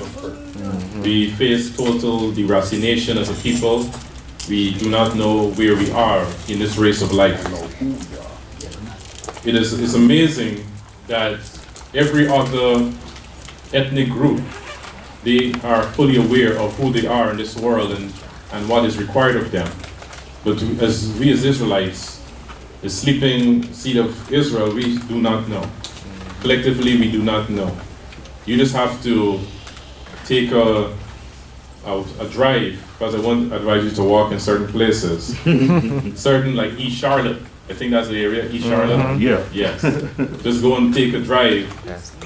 Quick drive through East Charlotte, and it's so sad that you're afraid of your own people. You know, so it is testimony of us as a people. You know, many times we can look at the best of us, but when you look at the worst of us, it just shows you the work that has to be done. The catching up that we as a nation, we have to do. Like I heard one rapper Nazi said that we're the teenagers of this world, that we gotta grow up. You know, because every other nation, when you see how they function in societies, etc., you know, they are miles ahead of us. And we as a nation, we have to get our behavior together. Because many times you can find a person who can study, they can attain high academic levels, but we lack in our behavior. How do we behave in our relationships? We lack in those areas. The Most High, as a power, a force, the creator of this universe, He has a relationship with us. And the relationship that we have with Yah is dictated by the law. If you have a relationship with your parents, there are certain rules that you have with your parents that govern that relationship. When you look at the relationship, if you are a parent yourself, the relationship you have with your children, there are certain rules that govern that relationship that dictate how that relationship would run. Similarly, the laws of the Creator, that is the relationship that we have with Yah. Think outside of those laws. The Most High has different rules for the universe that He does not have with us. But it should be that our laws and rules should be in sync with what He has with the universe, or we will all be all over the place. So when we think about the laws of Yah, just don't think of it as being these simple words on paper, but think about it as requirements that we need to live as a people on this earth. We are no strangers in this society to upgrade. We have our smartphones, smart devices, and ever so often an upgrade comes in. And this upgrade would help, or is supposed to help the device to function better than the last upgrade. And many times we look forward to an upgrade because it's supposed to help you do this, that, and the other. We're excited. Similarly, with the laws of Yah, it is supposed to upgrade our spirit. Yes. Yes. That you see it and you realize where you've been lacking, and you strive with all your might, as the Shema says. You strive with all of your might to strive to do what the Most High has said that we should do as a people. We sing the Shema so many times in the day. But what does it really mean? When we go to Deuteronomy 6:4, I'm not a person that, even though I'm a Moreh, I'm not good with quoting, scriptures. Somebody could, go to scripture, go to this, that. I'm not good at that. Let me just let you know that. Google was invented and I'm happy. But Deuteronomy 6:4 to 9. Hear, O Yisrael, Yehovah our power, Yehovah is one. And thou shalt love Yehovah thy Elohim with all thy heart, and with all thy soul, and with all thy might. And these words which I command thee this day shall be upon thy heart. And thou shalt teach them diligently unto thy children, and shalt talk of them when thou sittest in thy house, and when thou walkest by the way, and when thou liest down, and when thou risest up. And thou shalt bind them for a sign upon thy hand, and they shall be for frontlets between thine eyes. And thou shalt write them upon the doorposts of thy house and upon thy gates. And this is something that daily you should just recite. In some parts of the day, it could be a midday prayer, whatever. You could just say it in the Hebrew language. It becomes, you learn it. After a time, you won't need a book. So this is, like, you can say the motto or the national anthem to some extent of the nation of Israel. Think about all of the settings that he mentioned when you sit us down, by the way, when you rise up in all factions of your daily life, Torah. Because outside of the Torah, there's chaos. That's right. If you're not doing the laws of Yah, you're doing the laws of something or someone else. Just think about that. But as a human being, you function on the law. As the computer, it functions on the programs. Our programs are the laws of the Creator. And then there is something called what? A virus. That if you do not have a proper firewall, that virus can infiltrate and cause that program to go off what it was programmed to do. It's just instructions. Missionary Yaakov, he does that kind of stuff. He will tell you just programs, certain instructions. If you do coding, you would see, type it, bracket something, do this. And you do it, and boom, that happens. The laws of the Creator, that is what we as Israelites, we need to function at. So let's look at the laws of the Creator. Many times they are introduced as, to us, they are introduced as stories, or history rather, to help us to understand how the law came into being. You go into the court system today, you will see in a similar manner in 1901, with the case of so-and-so, this was the ruling that came out of it. That's just the way the Most High does it in a similar manner. So we're in the book of Numbers, the 4th chapter, I think it is. 4th chapter, 21st The 21st verse. Numbers, the 4th chapter, the 21st verse. And the name of the Shabbat or the Sidrah the parashat is Naso. Many times we get a name from the first few lines or the first few words, Slika, in the portion. And it says, And Jehovah spoke unto Moses, saying, Take the sum of the sons of Gershom also, by their fathers' houses, by their families, from 30 years old and upward until 50 years old shalt thou number them, all that enter in to wait upon the service, to do service in the tent of meeting. Now we already had seen that the Levites, when everyone was numbered for war, the Levites, they were numbered from a younger age, okay? Because it was not, they did not have a time to, as I don't know if it's a word here, gallivant, is a word here? They didn't have time to gallivant, but they were raised for that purpose, to be Levites. So just like how Manoach's Isha, she could not do certain things, that child in the belly would not be affected. Similarly, the Levites, they were raised directly for the priesthood. That was their job. That's why that's the reason for them breeding, so that the priesthood could continue. So from the sons of Gershon in the wilderness, from 30 years old until 50, they came into active duty. Everything that they were trained for, I think it was 25, they were brought into the apprenticeship, and then from 30, they actually went into active duty. When you see what they'll do, you can think today of specialization of labor. You have people working 30, 40 years in one job. It could be flipping burgers, doing fries, whatever it is. It could be assembling ships. They could be underwater divers, underwater welder slicker, where, you know, the ships, many times they're underwater welding.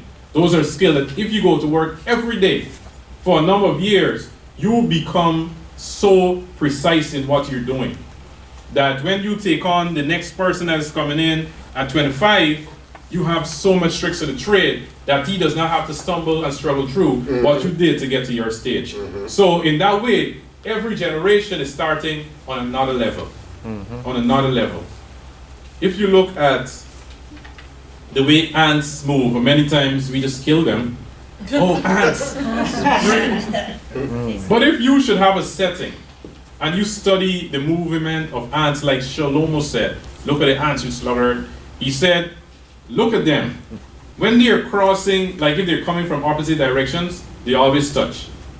I don't know what that is, if it's like a fist pump like what we do, or like a nod, like, you know, but they connect every time they pass each other. There could be a line coming, they all touch each other. So we, as Israelites seeing this, we should understand that it's levels. We take it from one level to the next. We cannot remain stagnated. I'm living in this generation hoping that the next generation can benefit from my contribution to go to the next level. I do not want to leave this earth without making a positive contribution. I know I'm trying to work, get money, yes, for my family, but as Coach Shakira said, what about the nation? How are you developing a nation? What is your duty as an Israelite to ensure that this nation is taken to the next level? Because immediately after the prophecy of Ezekiel with the valley of dry bones, after they came together, the next line, the nation was unified. You see, so what has the Most High raised you up for? Why did he wake you up? In today's black community, this saying is stay woke. What are you awake for? To do what? Sometimes people are awake and they are very miserable awake. You know, you wish you didn't wake up. You know, so what are you awake to do? Let us think on these things. So these brothers, Gershon, from 30 years to 50 years, they were functioning, active duty, strong enough to do this job. What was their job? This is the service of the families of the Gershonites. In serving and in bearing burdens, they shall bear the curtains of the tabernacle and the tent of meeting, its coverings, and the covering of sealskin that is above upon it, and the screen for the door of the tent of meeting, and the hangings of the court, and the screen for the door of the gate of the court, which is by the tabernacle, and by the altar round about their cords, and all the instruments of their service. And whatsoever there may be to do with them, therein shall they serve. They were basically dealing with material, Right. cloth. Right. That was their duty. Mm-hmm. They had to learn whenever the tabernacle had to be erected. They were the ones that after the frame went up, they would, put it around the tabernacle. When it's time for them to move, and it had to be precise and really fast because everyone was assembling to move. They had to wrap that up, fold it up in a certain manner to carry it on the wagon. You see, so this was the specialization of labor of the Gershonites. They were good fabric folders, basically.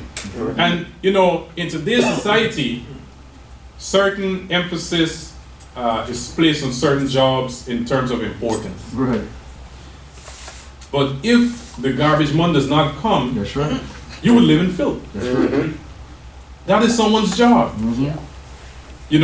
And they have certain benefits, that I'm not saying go and be a garbage man, but if that's a job you have, that's your job. You see? So I heard a brother, can't remember his name, but he was saying that the person that brought him into this way of life was a garbage man. Standing there in the back of the truck, talking about the Most High. Woke him up. So you do not know, the job that a person has. Do not ever look down on people from their employment. They're working, very good. They're not stealing, So the Gershonites, they were the ones that dealt with the outside of the tabernacle, the curtains, the seal skins, all the hangings of the court, all of that fabric. They were the ones that dealt with its assembling, disassembling, setting up, and transporting from one camp to the next. At the commandment of Aharon and his sons shall be all the service of the sons of the Gershonites, in all their burden and in all their service. And ye shall appoint unto them in charge all their burdens. This is the service of the families of the sons of the Gershonites in the tent of meeting. And their charge shall be under the hand of Itamar, the son of Aharon the Kohen. So Itamar, he was like the chief Levite. He was the one that was over them. He was the supervisor. You could say that today. He was a supervisor over the Gershonites. So he would supervise how they did their activities. Going out in the world of work here, United States of America, coming from working for yourself, if you want to take a nap, you could take a nap. To when, the supervisor, trying to tell you what to do. And I have basically two active supervisors. One, it's like night and day. One is black, one is white.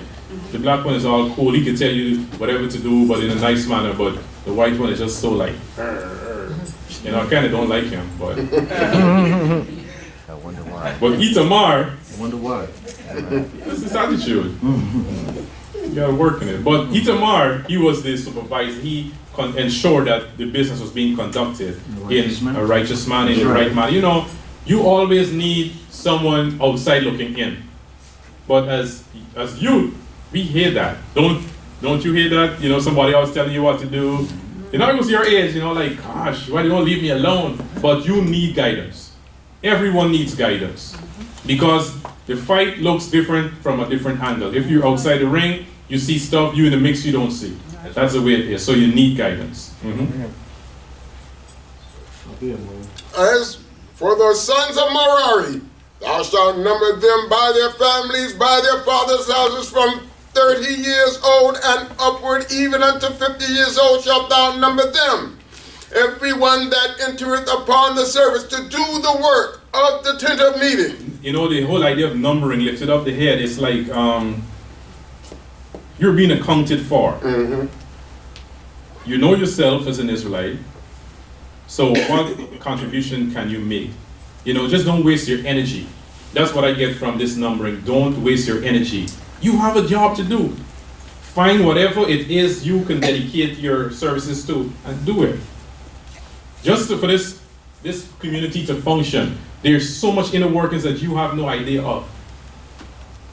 And many times, people that do not have any idea of these workings have the most criticism when a decision is made. You don't know what went into that decision.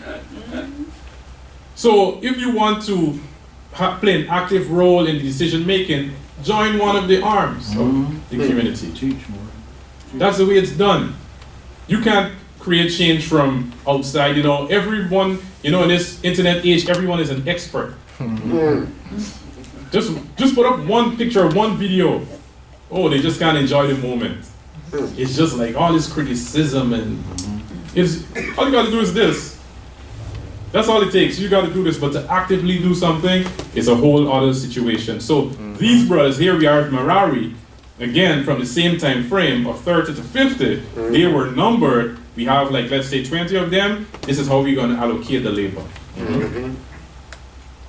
And this is the charge of their burden, according to all their service in the tent of meeting, the boards of the tabernacle, and the bars thereof, and the pillars thereof, and the sockets thereof, and the pillars of the court round about, and their sockets, and their pins, and their cords, even all their appurtenance, and all that pertaineth to their service. And by name ye shall appoint the instruments of the charge of their burdens. So they dealt with the foundation of the tabernacle. All of the boards, the bars, the sockets, all of those things, they had to put together. When you order, like, let's say a piece of furniture online, I like doing it. Some people, it drives them nuts. All those little pieces that you got to put together, like assembling, let's say, a bed, and all those screws and the instructions, and people go crazy. The bed is up, but I got a bunch of screws out.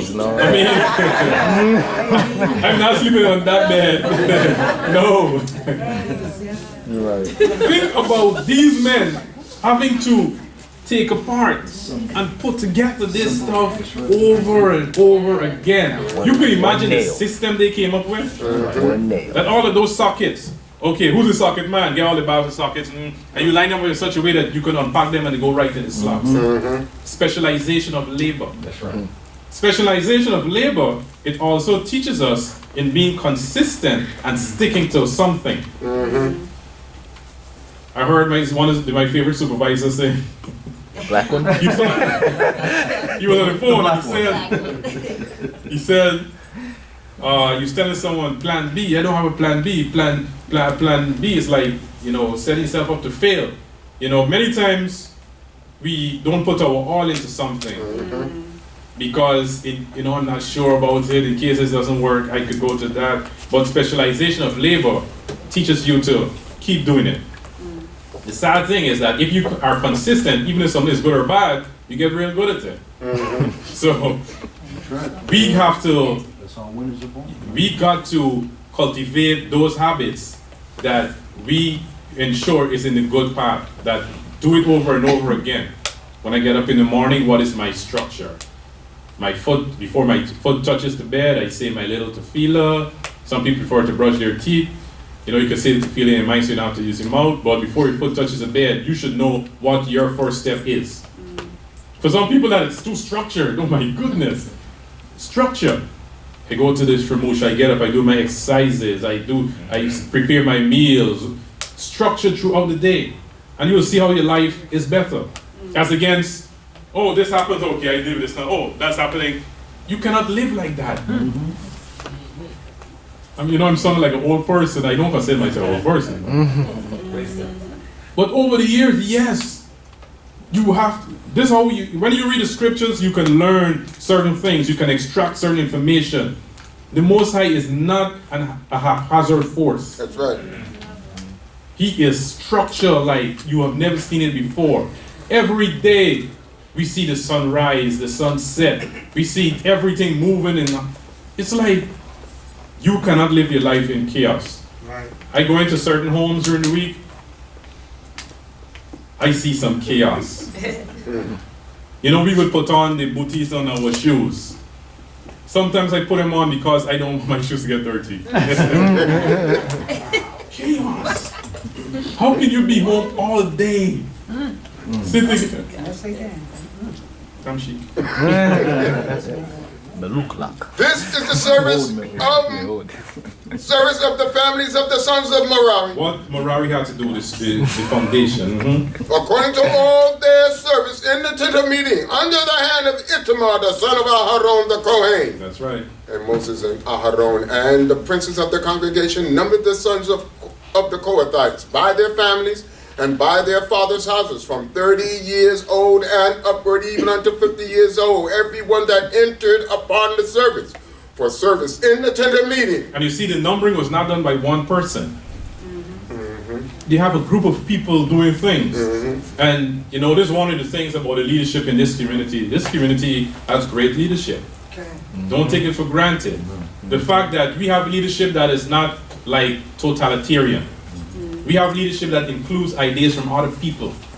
You cannot be a leader and you're not in the mix of everything and not have the mix contributing to your ideas, because you're going to be making ideas or setting rules that are not in reality. You understand? So here we have Moshe, Aaron, the princes, etc. numbering. So you have more than one person with the numbers. You can have, like, numbering a group of people, you get confused. 3, 4, and then something might happen. But if you have somebody to fact check, that number is better. That is the way, you know, life. That's how life functions. You're not in isolation. You always need the help and the coordination of others. It's not a bad thing. Many times we think someone is bothering us. It's not a bad thing. It says. And those that were numbered of them by their families were 2,750. We know this is the number we have for active duty, it says. These are they that were numbered of the families of the Kohathites, of all that did service in the tent of meeting, whom Moses and Aharon numbered according to the commandment of Jehovah by the hand of Moses. And those that were numbered of the sons of Gershom by their families and by their fathers' houses, from 30 years old and upward, even unto 50 years old, everyone that entered upon the service, for service in the tent of meeting, even those that were numbered of them by their families, by their fathers' houses, was 2,630. These are they that were numbered of the families of the sons of Gershom, of all that did service in the tent of meeting, whom Moses and Aaron numbered according to the commandment of Jehovah. And those that were numbered of the families of the sons of Merari, by their families, by their fathers' houses, from 30 years old and upward, even unto 50 years old, everyone that entered upon the service for service in the tent of meeting, even those that were numbered of them by their families, were 3,200. These are they that were numbered of the families of the sons of Merari, whom Moses and Aaron numbered according to the commandment of Jehovah by the hand of Moses. All those that were numbered of the Levites, whom Moses and Aaron and the princes of Israel numbered by their families and by their fathers' houses, from 30 years old and upward, even unto 50 years old, everyone that entered in to do work of service and the work of bearing burdens in the tent of meeting, even those that were numbered of them were 8,580. According to the commandment of Jehovah, they were appointed by the hand of Moses, every one to his service and to his burden. They were also numbered as Jehovah commanded Moses. Good. So we see there was a numbering, the counting, and everyone was assigned to their duty. And even in today, as I said, we have to find our place in making a contribution to the nation of Israel. So when the next generation comes, we will not be on this level, but we would have made a step up. I'm all for that. Ensure that the next generation is in a better standing than this last one. In your personal life situation, that is how our ancestors did it. In the personal life situation as a nation, we have to make that contribution. When you pass the baton on to the next generation, it has to be in a better stride than the last. We continue in the next chapter. And Jehovah spoke unto Moses, saying, command the children of Israel that they put out of the camp every leper, and everyone that hath an issue, and whosoever is unclean by the dead, both male and female shall ye put out without the camp, shall ye put them, that they defile not their camp.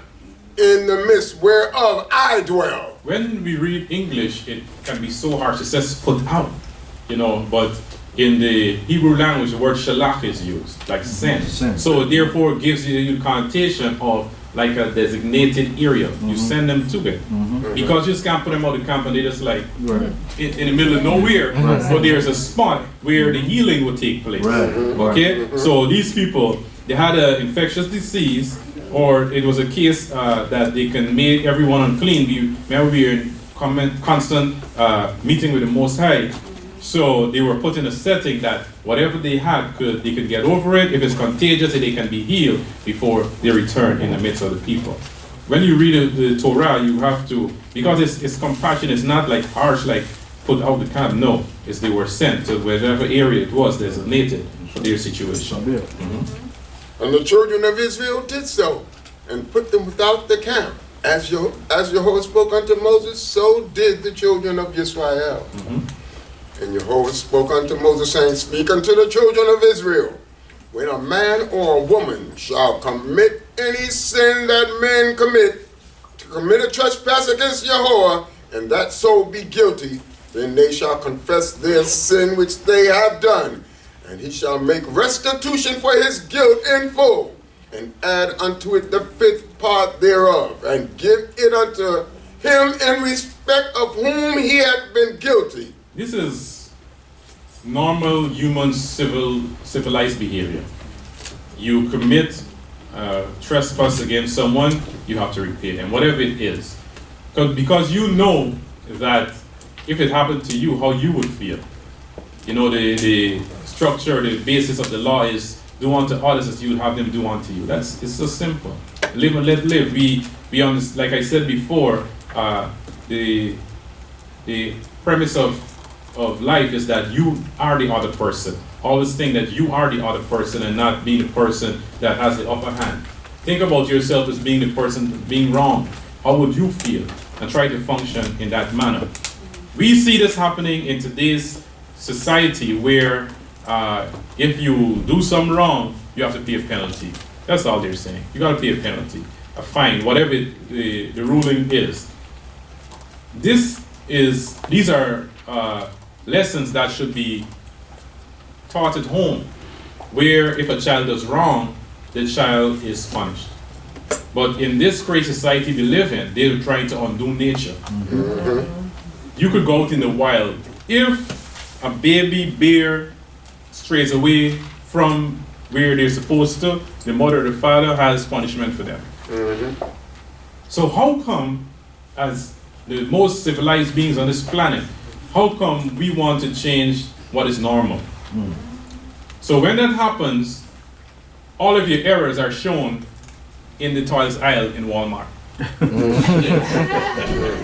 And you cannot do anything now because you're in public and people are going to call somebody with a messed up soft heart is going to call the police. He's hitting his child. And the police is going to come and your child's going to be taken away from you. There's something called home training. You train them at home. So when you come out in public, you have certain signs that you could just look. And they know what that means. That is neat. That's natural. So that when the child grows, they're not going to be problems in society, a menace to society, so that they will not have trouble with the law. So when they have trouble with the law, penalties are waiting for them. Menace to society. It's a from birth. We gotta do this with our Yaladim. So the law is saying, confess your sin and make restitution. That is the way the law of the universe. Everything has to be realigned. Reconciliation is necessary. But if the man have no kinsman to whom restitution may be made for the guilt, the restitution for guilt which is made shall be Jehovah's, even the Kohanim's, beside the ram of the atonement, whereby atonement shall be made for him. Right, so important is that even if he doesn't have a kinsman to whom restitution may be made, someone else has to get it, but you have to be held accountable. Oh, he died, so I am guilty. Yes, you are. You know, You might find, like, simple thing like finding a wallet. Once you can make a trace of who that belongs to, return it. Simple things like that. I mean, raw money in the middle of no place. I mean, you can't do nothing. You can't let money waste. But if you have a way of tracing it, do that. But restitution, the Most High is saying, has to be made. And every heave offering of all the holy things of the children of Israel, which they present unto the Kohen, shall be his. That's his. And every man's hallowed thing shall be his. Whatsoever any man giveth the Kohen, it shall be his. And Jehovah spoke unto Moses, saying, Speak unto the children of Israel, and say unto them, If any man's wife go aside and act unfaithfully against him, and a man lie with her carnally, and it be hid from the eyes of her husband, she being defiled secretly, and there be no witness against her, neither she be taken in the act, and the spirit of jealousy come upon him, and he be jealous for his wife, and she be defiled. Or if the spirit of jealousy come upon him, and he be jealous of his wife, and she be not defiled, then shall the man bring his wife unto the Kohen, and shall bring her offering for her, the 10th part of an ephah of barley meal. He shall pour no oil upon it, nor put frankincense thereon, for it is a meal offering of jealousy, a meal offering of memorial, bringing iniquity to remembrance. And the Kohen shall bring her near, and set her before Yah. Now, this is a phrase that in the Caribbean we use. I guess it's spread over the world. And then today, they say it in another way. I didn't use the other way because it has certain connotations. Love is love. But that is not true. We're speaking about the law of jealousy. In today's society, we have access to too many people. How would you feel if you have 2,000 people walking around behind you all day? You know these people are following you. This is you. And you look around, 2,000 people just, whatever you're doing. You know, you're like, stop following me. But in the internet world, we got, you know what I mean, a lot of people behind us. And the human relationship, like I spoke about, how you can be programmed, etc. If a lot of people are telling you something, it's going to affect you. You can deny it. They say constant banging can hit a wall down. Or like even dripping water can, you know, break away a wall. So if you are on, let's say, social media, and you know, you're putting up your selfies, feeling glorious all day, and people are constantly telling you things, you know, like, you're beautiful, you're gorgeous, you know, it would affect you. So that if you're each, I'm not saying everyone, if you're each, he's busy, he's working, he may not have the time, you know, to say, baby, you're beautiful. He's just trying to, you know, it happens. You know, it's gonna, my Ish is not 10, but he is saying this, you know, and the other man is posting pictures of his workout and his body, and it's reality. So we have too much access to these things. You think Sarah had access to a lot of men telling her stuff? One man saw her and took her away from Abraham. This is how it was. You see? So when it comes to the whole idea of jealousy,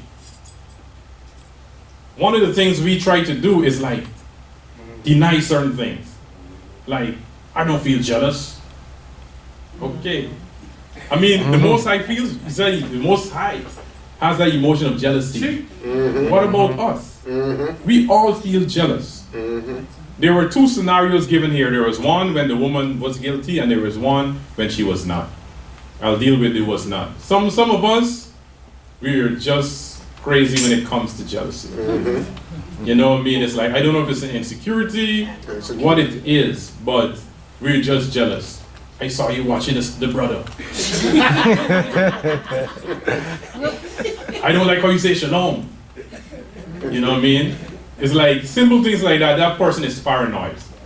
As against you giving a person a reason for being jealous. You know, you gotta know what the next person likes, you know, your behavior. As a married person, like Shakira was saying, that commitment. That vow you make on your wedding day is very serious, you know. And you know, there live near Yehovah, where Kuala say, I vow before Yah in this congregation that I will serve you and honor you in accordance with the laws of the God of Israel. That is serious. You vowing to the Most High. And then, you as a man, you just see a few short inches of fabric pass, and you forget that. What, man? See? You know, it's serious. See? You know, and I'm not going to stand here and say, them things don't bother me. They do. You're a man, you see another human being. We appreciate creation, so. But you cannot, you have to know the vows you made to your Ish or Isha, depends on who it is. It doesn't make sense. You know, I, being 43 at this time, I do not want to be an old man dealing in folly. You know what I mean? I mean, at my age, I can't control myself. I had my wild moments, I fulfilled that. You know what I mean? I have more sense now. I know exactly where that's going to lead. If it's not a committed relationship with another person, where if I'm adding to my family, what's the sense? It doesn't make any sense. I'm telling you, it makes no sense. Those few minutes are not worth it. Because if you think that it's something that you can satisfy, like just one more, it is never enough. You got to put sense to it. So when it comes to law of jealousy, because it's speaking about the woman, you have to be careful of what access another male has to you. You know, because as a man, you know, if people can speak about you in a disrespectful manner that is truthful, and he hears, you know, it's this, everything for him is done. That's his whole manhood gone there. You know, so we have to, both male and female, live our life in such a manner that is respectful to ourselves and to our spouses. Stop giving people so much access to your life. All this inboxing and flirting, and when we look at love, there's not one love. I would say there's one source of love. But then when you unpack it, love has different expressions. I love my parents. But the way I express the love for my parents is different from the way I express my love to my Isha, my children, my teachers, my uncles, my aunts. You understand? The expression is different. So we have to learn to do that. So you may have a female friend or a male friend, the opposite sex, whatever it is, the opposite sex, you have a friend. You could love them, but how do you express that love? What do you say to express that love? Are you going to say things that are inappropriate? Because when you do, it causes the emotions to occur. That's how the human body is. That's right. So we have to be very careful of what we do and what we say. It continues. Amen. And the Kohen shall take holy water in an earthen vessel. So this is a ceremony. She has no place being here in a normal situation. But here she is. He's bringing the offering up for her. She's coming before the priest. She's afraid. What's going to happen to me? She saw Nadab and Abihu killed with fire, whatever it is. But then this is you coming before the priesthood. This is serious. So she has to come, and they're going to do this offering, this ceremony. And of the dust that is on the floor of the tabernacle, the Kohen shall take and put it into the water. And the Kohen shall set the woman before Yehovah, and let the hair of the woman's head go loose, and put the meal offering of the memorial in her hands, which is the meal offering of jealousy. And the Kohen shall have in his hand the water of bitterness that causeth the curse. When you think about this, is that this is serious, because it could just be him assuming something, but the fact that he has this emotion. Remember when Moshe's father-in-law told him that he should split up the responsibility because you cannot let Israel return to their tents and their grievances have not been addressed. Because if he's jealous and he has this question in his mind and it's unwarranted, he could act out of place. He can act in an aggressive manner towards his Isha and it's not warranted. But if they go through this service, it could show that, you know, see, I told you so, I'm not doing what you said I was doing, etc. So it therefore means that the parties are satisfied, no harm, you know, ensues. I just want to give you an example of jealousy. Many times people think, you know, jealousy is not real, etc., etc., but it's very real. Let me give you an example of jealousy in our day and time. And you're familiar with it, you know. This is an example of jealousy.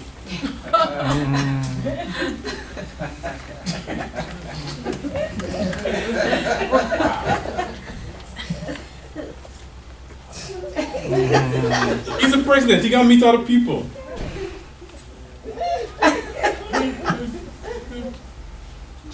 Like have them on lockdown.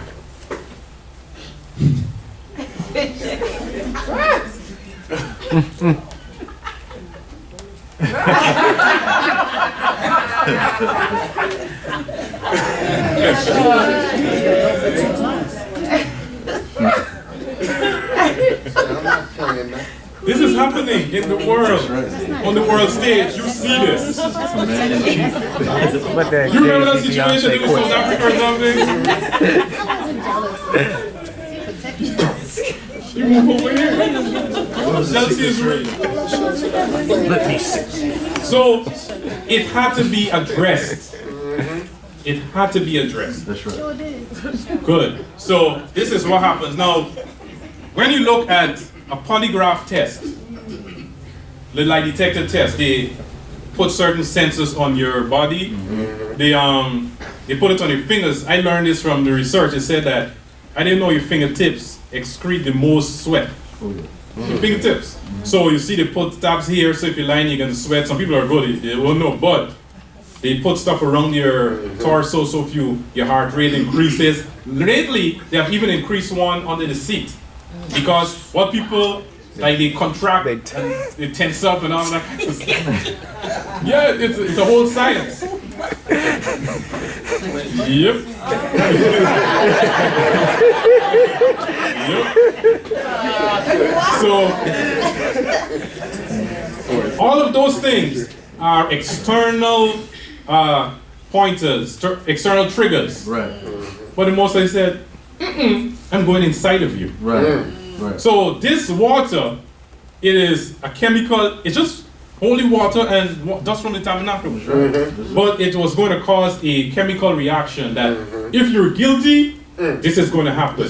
If you're not guilty, nothing is going to happen.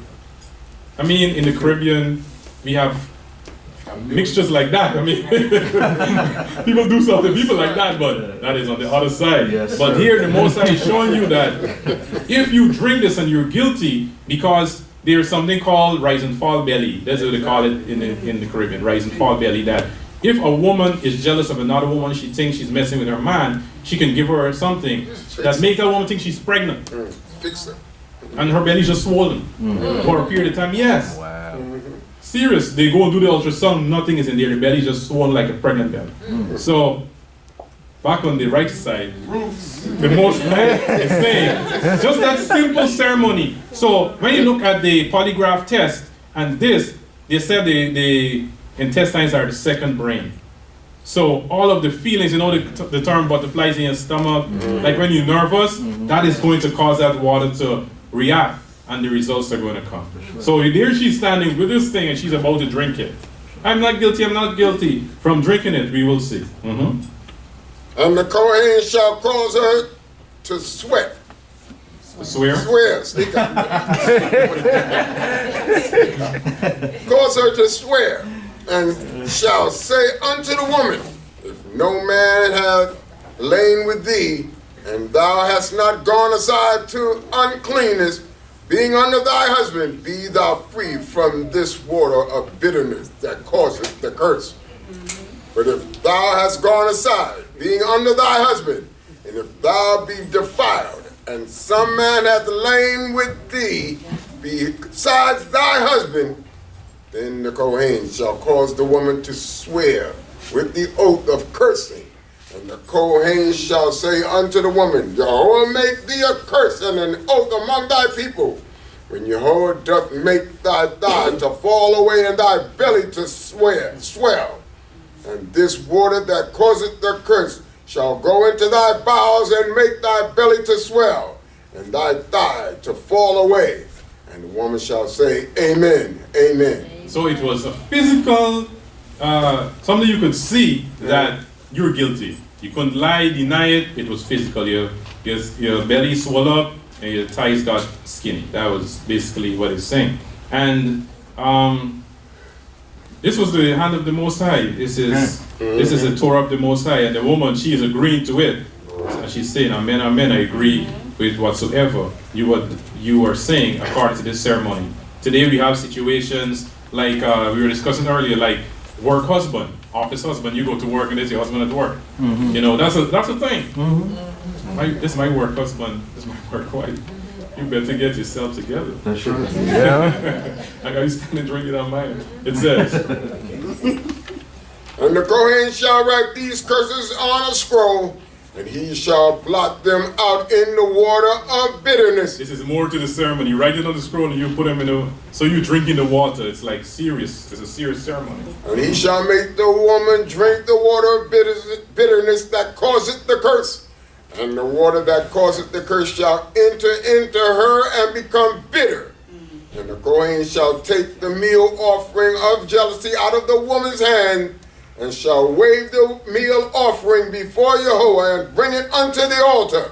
And the Kohen shall take a handful of the meal offering as the memorial part thereof, and make it smoke upon the altar. And afterward shall make the woman drink the water. And when he hath made her drink the water, then it shall come to pass, if she be defiled, and have acted unfaithfully against her husband, that the water that causeth the curse shall enter into her and become bitter, and her belly shall swell, and her thigh shall fall away, and the woman shall be a curse among her people. And this is just the beginning, or as they would say, the start of her ending. Because if she's guilty, of course, you got to know the man that did it. That's in the case of an adultery situation, and you know the penalty for adultery is there. So that's just the beginning. And if the woman be not defiled, but be clean, then she shall be cleared and shall conceive seed. And she shall never let her husband forget this. Yeah, right. This is the law of jealousy when a wife being under her husband goeth aside and is defiled, or when the spirit of jealousy cometh upon a man, and he be jealous over his wife. Then shall he set the woman before Jehovah, and the Kohen shall execute upon her all this law, and the man shall be clear from iniquity, and that woman shall bear her iniquity. So these, remember we were speaking about the relationship of us and Yah through these laws. And these laws are necessary because unresolved issues, they cause drama in the home. People have stuff piling up, never resolving them. And it causes problems in the long run. So you have to, you see, resolving issues build a relationship with each other. It helps you to grow as a unit. Everything in nature, once you're in a relationship, it will be tested. Do not think you're going to be living a fairy tale life. That everything is tra-la-la-la-la. You know, like the song, The Music on the Mountaintop. No. You will be tested. I guarantee you will be tested. It's going to either make you or break you. I would advise you, live your life that everything that comes before you will know it's a test. Don't let it blindside you. Oh, this is a test. How do I deal with this? Because if you act any other manner, you're going to fail. Let's go into another law in the next chapter, the 6th chapter of the book of Numbers. Now, Numbers chapter 6, you see in the Caribbean, certain laws are still upheld in certain societies. In the Rastafarian community, this is a law that is upheld. where I think before coming into your life, yes, there was a song that a singer by the name of Tony Rebel. He sang the song Nazarite Vow, and he was speaking about the laws of the Nazir, because as Rastafarians, they uphold the laws of the Nazir, or the thing they do. So they let the hair grow long, they take it to the extreme. They eat nothing that grows on the vine. It could be pumpkin, it could be cucumber. What's on the vine? It says vine food. We ain't eating it, because according to the thing, it says anything that comes from a vine. Not on the Saturday, we're speaking about grapes alone. So this is a law in the Caribbean that people have knowledge of. The Numbers, the 6th chapter. It says, And Jehovah spoke unto Moses, saying, Speak unto the children of Israel, and say unto them, When either a man or a woman shall clearly utter a vow, the vow of a Nazarite, to consecrate himself unto Jehovah, he shall abstain from wine and strong drink. He shall drink no vinegar of wine, or vinegar of strong drink, neither shall he drink any liquor of grapes, nor eat fresh grapes or dry. Now, we see this, the Nazarite vow, and many times people forget the vow part. How do you make a vow? Can I just stand in front of the mirror and make a vow? No. You cannot. Because with a vow, it comes with witnesses, it comes with men that are learned, so that they can advise you, the elders, they can advise you. Aki, that's a stupid vow. I am not going to see any other woman but my Isha. That's a stupid vow. That's a stupid you live in a world where there are other women outside. You know what I mean? So direction like that you need.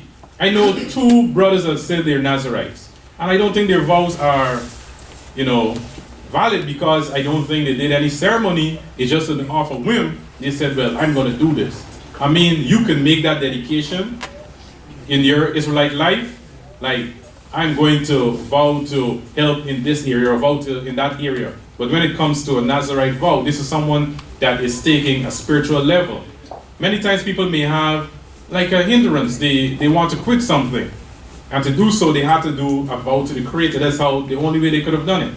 You see? Or they wanted to dedicate their life in a certain area, like for 1 year I'm going to work with the Levites, help them, whatever it was. They made a personal decision to vow. So they would sit with the elders, the Kohanim, whoever it was in leadership position, and they would outline their vow, and that person or persons would say, it sounds like a sensible vow, you can do it, as against no. They would give them all the avenues. But what if this happens? What if that happens? Can you, because you're vowing before the Creator, you're not to drink anything that intoxicates you. You're not even to use the fresh grapes. You could pick them off the tree, or like raisins that are dried. Your cognition cannot be altered when you're intoxicated. You have to always be focused on this vow.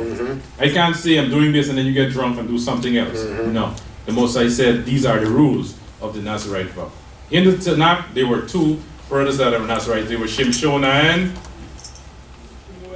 Shemuel, somebody outside. Those were the 2 brothers that were in the Nazarite vow. And they were made it from birth.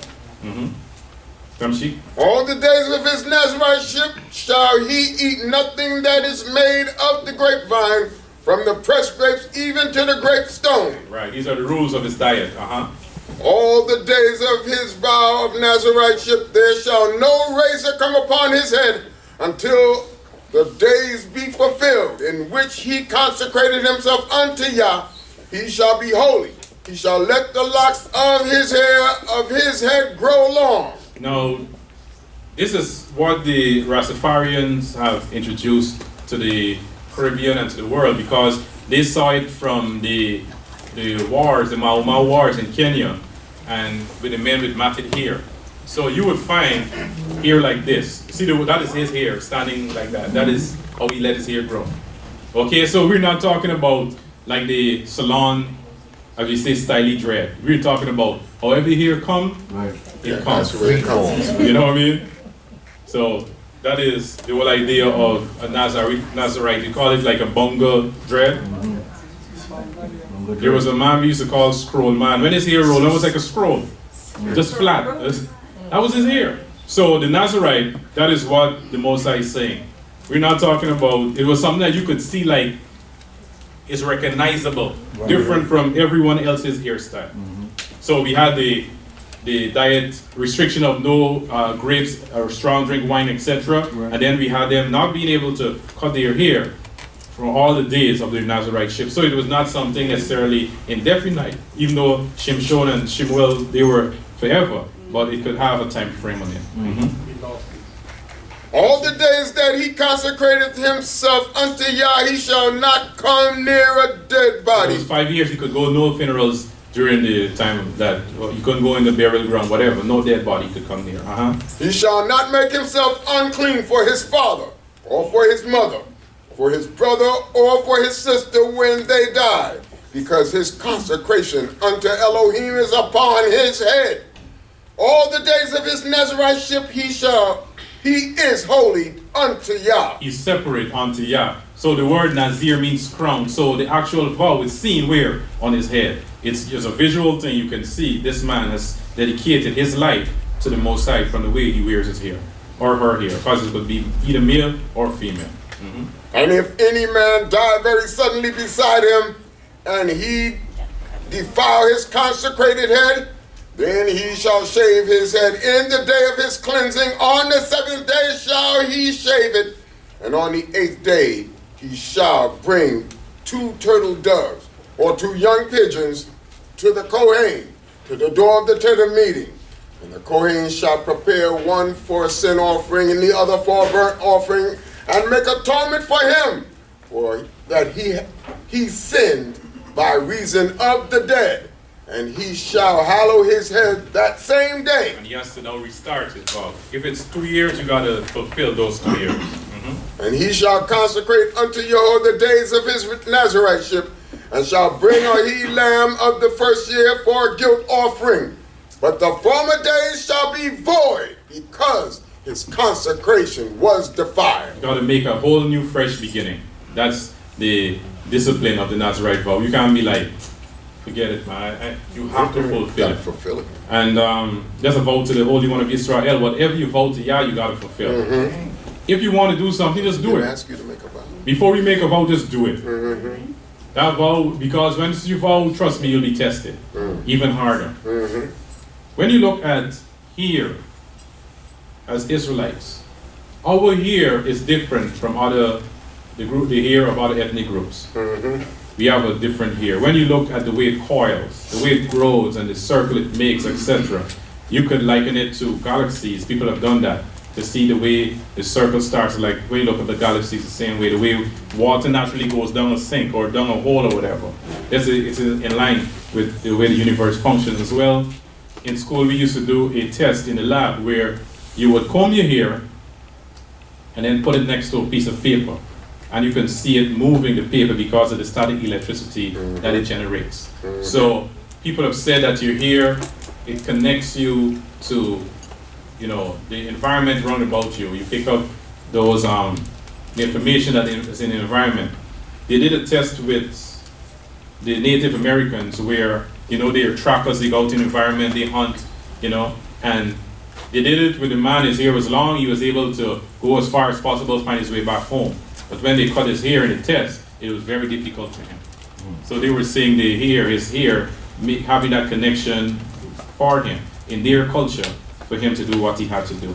So as Israelites, we have to be careful what we do with our hair as well, in terms of the chemicals we introduce to it, etc. Because it is part of our body. When you look at the human body, most of our hair grows in our head. You see? And it also serves as a protection, they say, to your scalp and all of these things. It's like in boxing, just to show you how hair is important, in boxing, they stop boxers many times from having too much of a full beard because it can actually cushion the blow sometimes. So here, I can remember seeing people hitting their head with locks as against other people hitting the head without locks or afro whatever. And you can see the damage it did to the scalp or the skin on the head. So all of this is wisdom from the Most High. He's saying, once the time is up, or when you defile it, you have to go and do that ceremony and restart. You have to fulfill this vow. 13. And this is the law of the Nazarite when the days of his consecration are fulfilled. He shall bring it unto the door of the tent of meeting, and he shall present his offering unto Yahweh. one he-lamb of the first year without blemish for a burnt offering, and one ewe-lamb of the first year without blemish for a sin offering, and one ram without blemish for peace offerings, and a basket of unleavened bread, cakes of fine flour mingled with oil, and unleavened wafers spread with oil, and their meal offering, and their drink offerings. And the Kohen shall bring them before Jehovah, and shall offer his sin offering and his burnt offering. All of this is a testimony to show the vow started here and it ends here with the Holy One of Israel. It's just nothing willy-nilly. And he shall offer the ram for a sacrifice of peace offerings unto Jehovah, with the basket of unleavened bread. The Kohen shall offer also the meal offering thereof, and the drink offerings thereof. And the Nazarite shall shave his consecrated head at the door of the tent of meeting, and shall take the hair of his consecrated head and put it on the fire which is under the sacrifice of peace offerings. And the Kohen shall take the shoulder of the ram when it is sodden, and one unleavened cake out of the basket, and one unleavened wafer, and shall put them upon the hands of the Nazarite after he hath shaven his consecrated head. And the Kohen shall wave them for a wave offering before Jehovah. This is holy for the Kohen, together with the breast of waving and the thigh of heaving. And after that, the Nazarite may drink wine. You could imagine that night? Yeah, right? This is the law of the Nazarite who voweth, and of his offering unto Jehovah for his Nazariteship, beside that for which his means suffice, according to his vow which he vowed. So he must do after the law of his Nazariteship. And Jehovah spoke unto Moses, saying, Speak unto Aaron and unto his sons, saying, On this wise ye shall bless the children of Israel. Ye shall say unto them. When we think about this blessing, when you go into the Hebrew, it actually does it in a futuristic manner. But it actually is, the Most High it's like in the future, look out for us. Before we were established like how we are in it forever, this blessing can be said in our hearing. And it says, Jehovah bless thee and keep thee. Jehovah make his face to shine upon thee and be gracious unto thee. Jehovah lift up his countenance upon thee and give thee peace. So shall I put my name upon the children of Israel, and I will bless them. And I will bless them. So this is the blessing that that we say, even after this portion is done, that would be said, the blessing from the Holy One of Israel. May our lifestyle be of such that we are deserving the manifestation of these words. Hallelujah. Hallelujah. Chapter 7. And it came to pass on the day that Moses had made an end of setting up the tabernacle, and had anointed it and sanctified it, and all the furniture thereof, and the altar, and all the vessels thereof, and had anointed them and sanctified them, that the princes of Israel, the heads of their fathers' houses, offered these of God, offered. These were the princes of the tribes.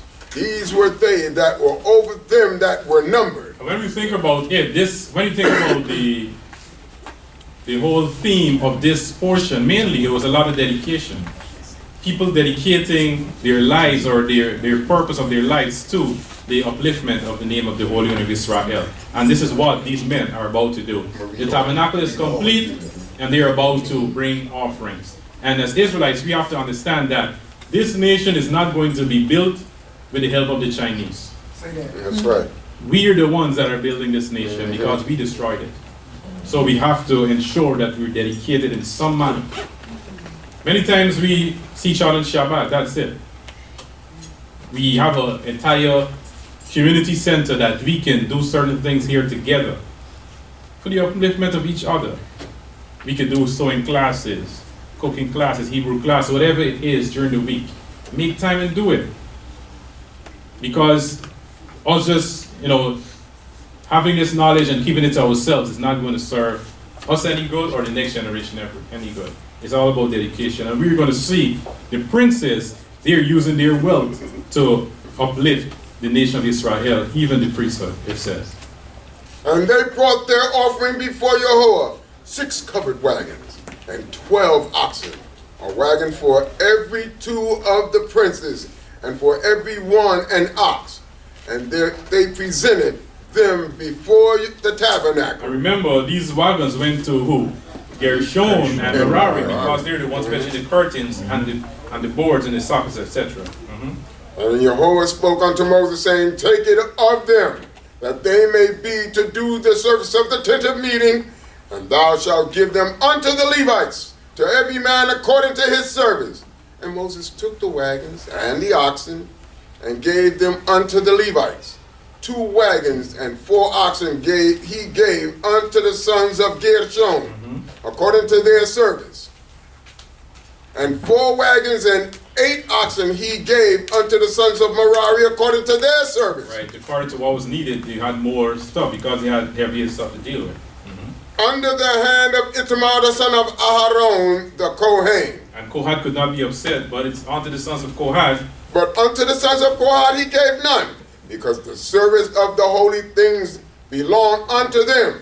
They bore them upon their shoulders. They fetched it upon the shoulders, did not go on wagons. And the princes brought their dedication offering of the altar in the day that it was anointed. Even the princes brought their offering before the altar. And Yahweh said unto Moses, they shall present their offering, each prince on his day, for the dedication. And for the dedication of the altar. For the dedication of the altar. So every prince had a date. Right. Mm-hmm. You could imagine how that was. Oh yeah. Mm-hmm. This is Judah's Day, and it'd be a big celebration, color scheming, and it was our culture. So we enjoyed it. So the dedication, every tribe had their day of presenting. Every tribe these very offerings, it says. And he that presented his offering the first day was Nachshon, the son of Aminadab, of the tribe of Yehudah, and his offering was 1 silver dish. The weight thereof was 130 shekels. 1 silver basin of 70 shekels after the shekel of the sanctuary. Both of them full of fine flour, mingled with oil for a meal offering. 1 golden pan of 10 shekels full of incense. 1 young bullock, 1 ram, 1 he-lamb of the first year for a burnt offering. 1 male of the goats for a sin offering. And for the sacrifice of peace offerings, 2 oxen, 5 rams, 5 he-goats, 5 he-lambs of the first year. This was the offering of Nachshon, the son of Aminadab. And every prince, this was Nachshon, this was Judah's offering, but every prince is going to bring the exact same offering. So we're going to have the reader just read the verse, and that unlike on the second day, etc. Verse 18. On the second day, Nathaniel, the son of Zuar, prince of Yissaschar, did offer. Verse 24. On the third day, Eliab, the son of Helon, prince of the children of Zebulun. Verse 30. On the fourth day, Eliezer, the son of Shemuel, prince of the children of Reuben. Verse 36. On the fifth day, Shelumiel, the son of Zurishaddai, prince of the children of Shimon. Verse 42. On the sixth day, Eliasaph, the son of Deuel, prince of the children of Gad. Verse 48. On the seventh day, Elishama, the son of Amihud, prince of the children of Ephraim. On the verse 54. On the eighth day, Gamaliel, the son of Pedazur, prince of the children of Manasseh. Verse 60. On the ninth day, Abidan, the son of Gedioni, prince of the children of Benjamin. Verse 66. On the 10th day, Achiezer, the son of Ammishaddai, prince of the children of Dan. On verse 72. On the 11th day, Pagiel, the son of Akran, prince of the children of Asher. On verse 78. On the 12th day, Akira, the son of Enan, prince of the children of Naphtali. Verse 84. This was the dedication offering of the altar in the day when it was anointed at the hands of the princes of Israel. 12 silver basins, 12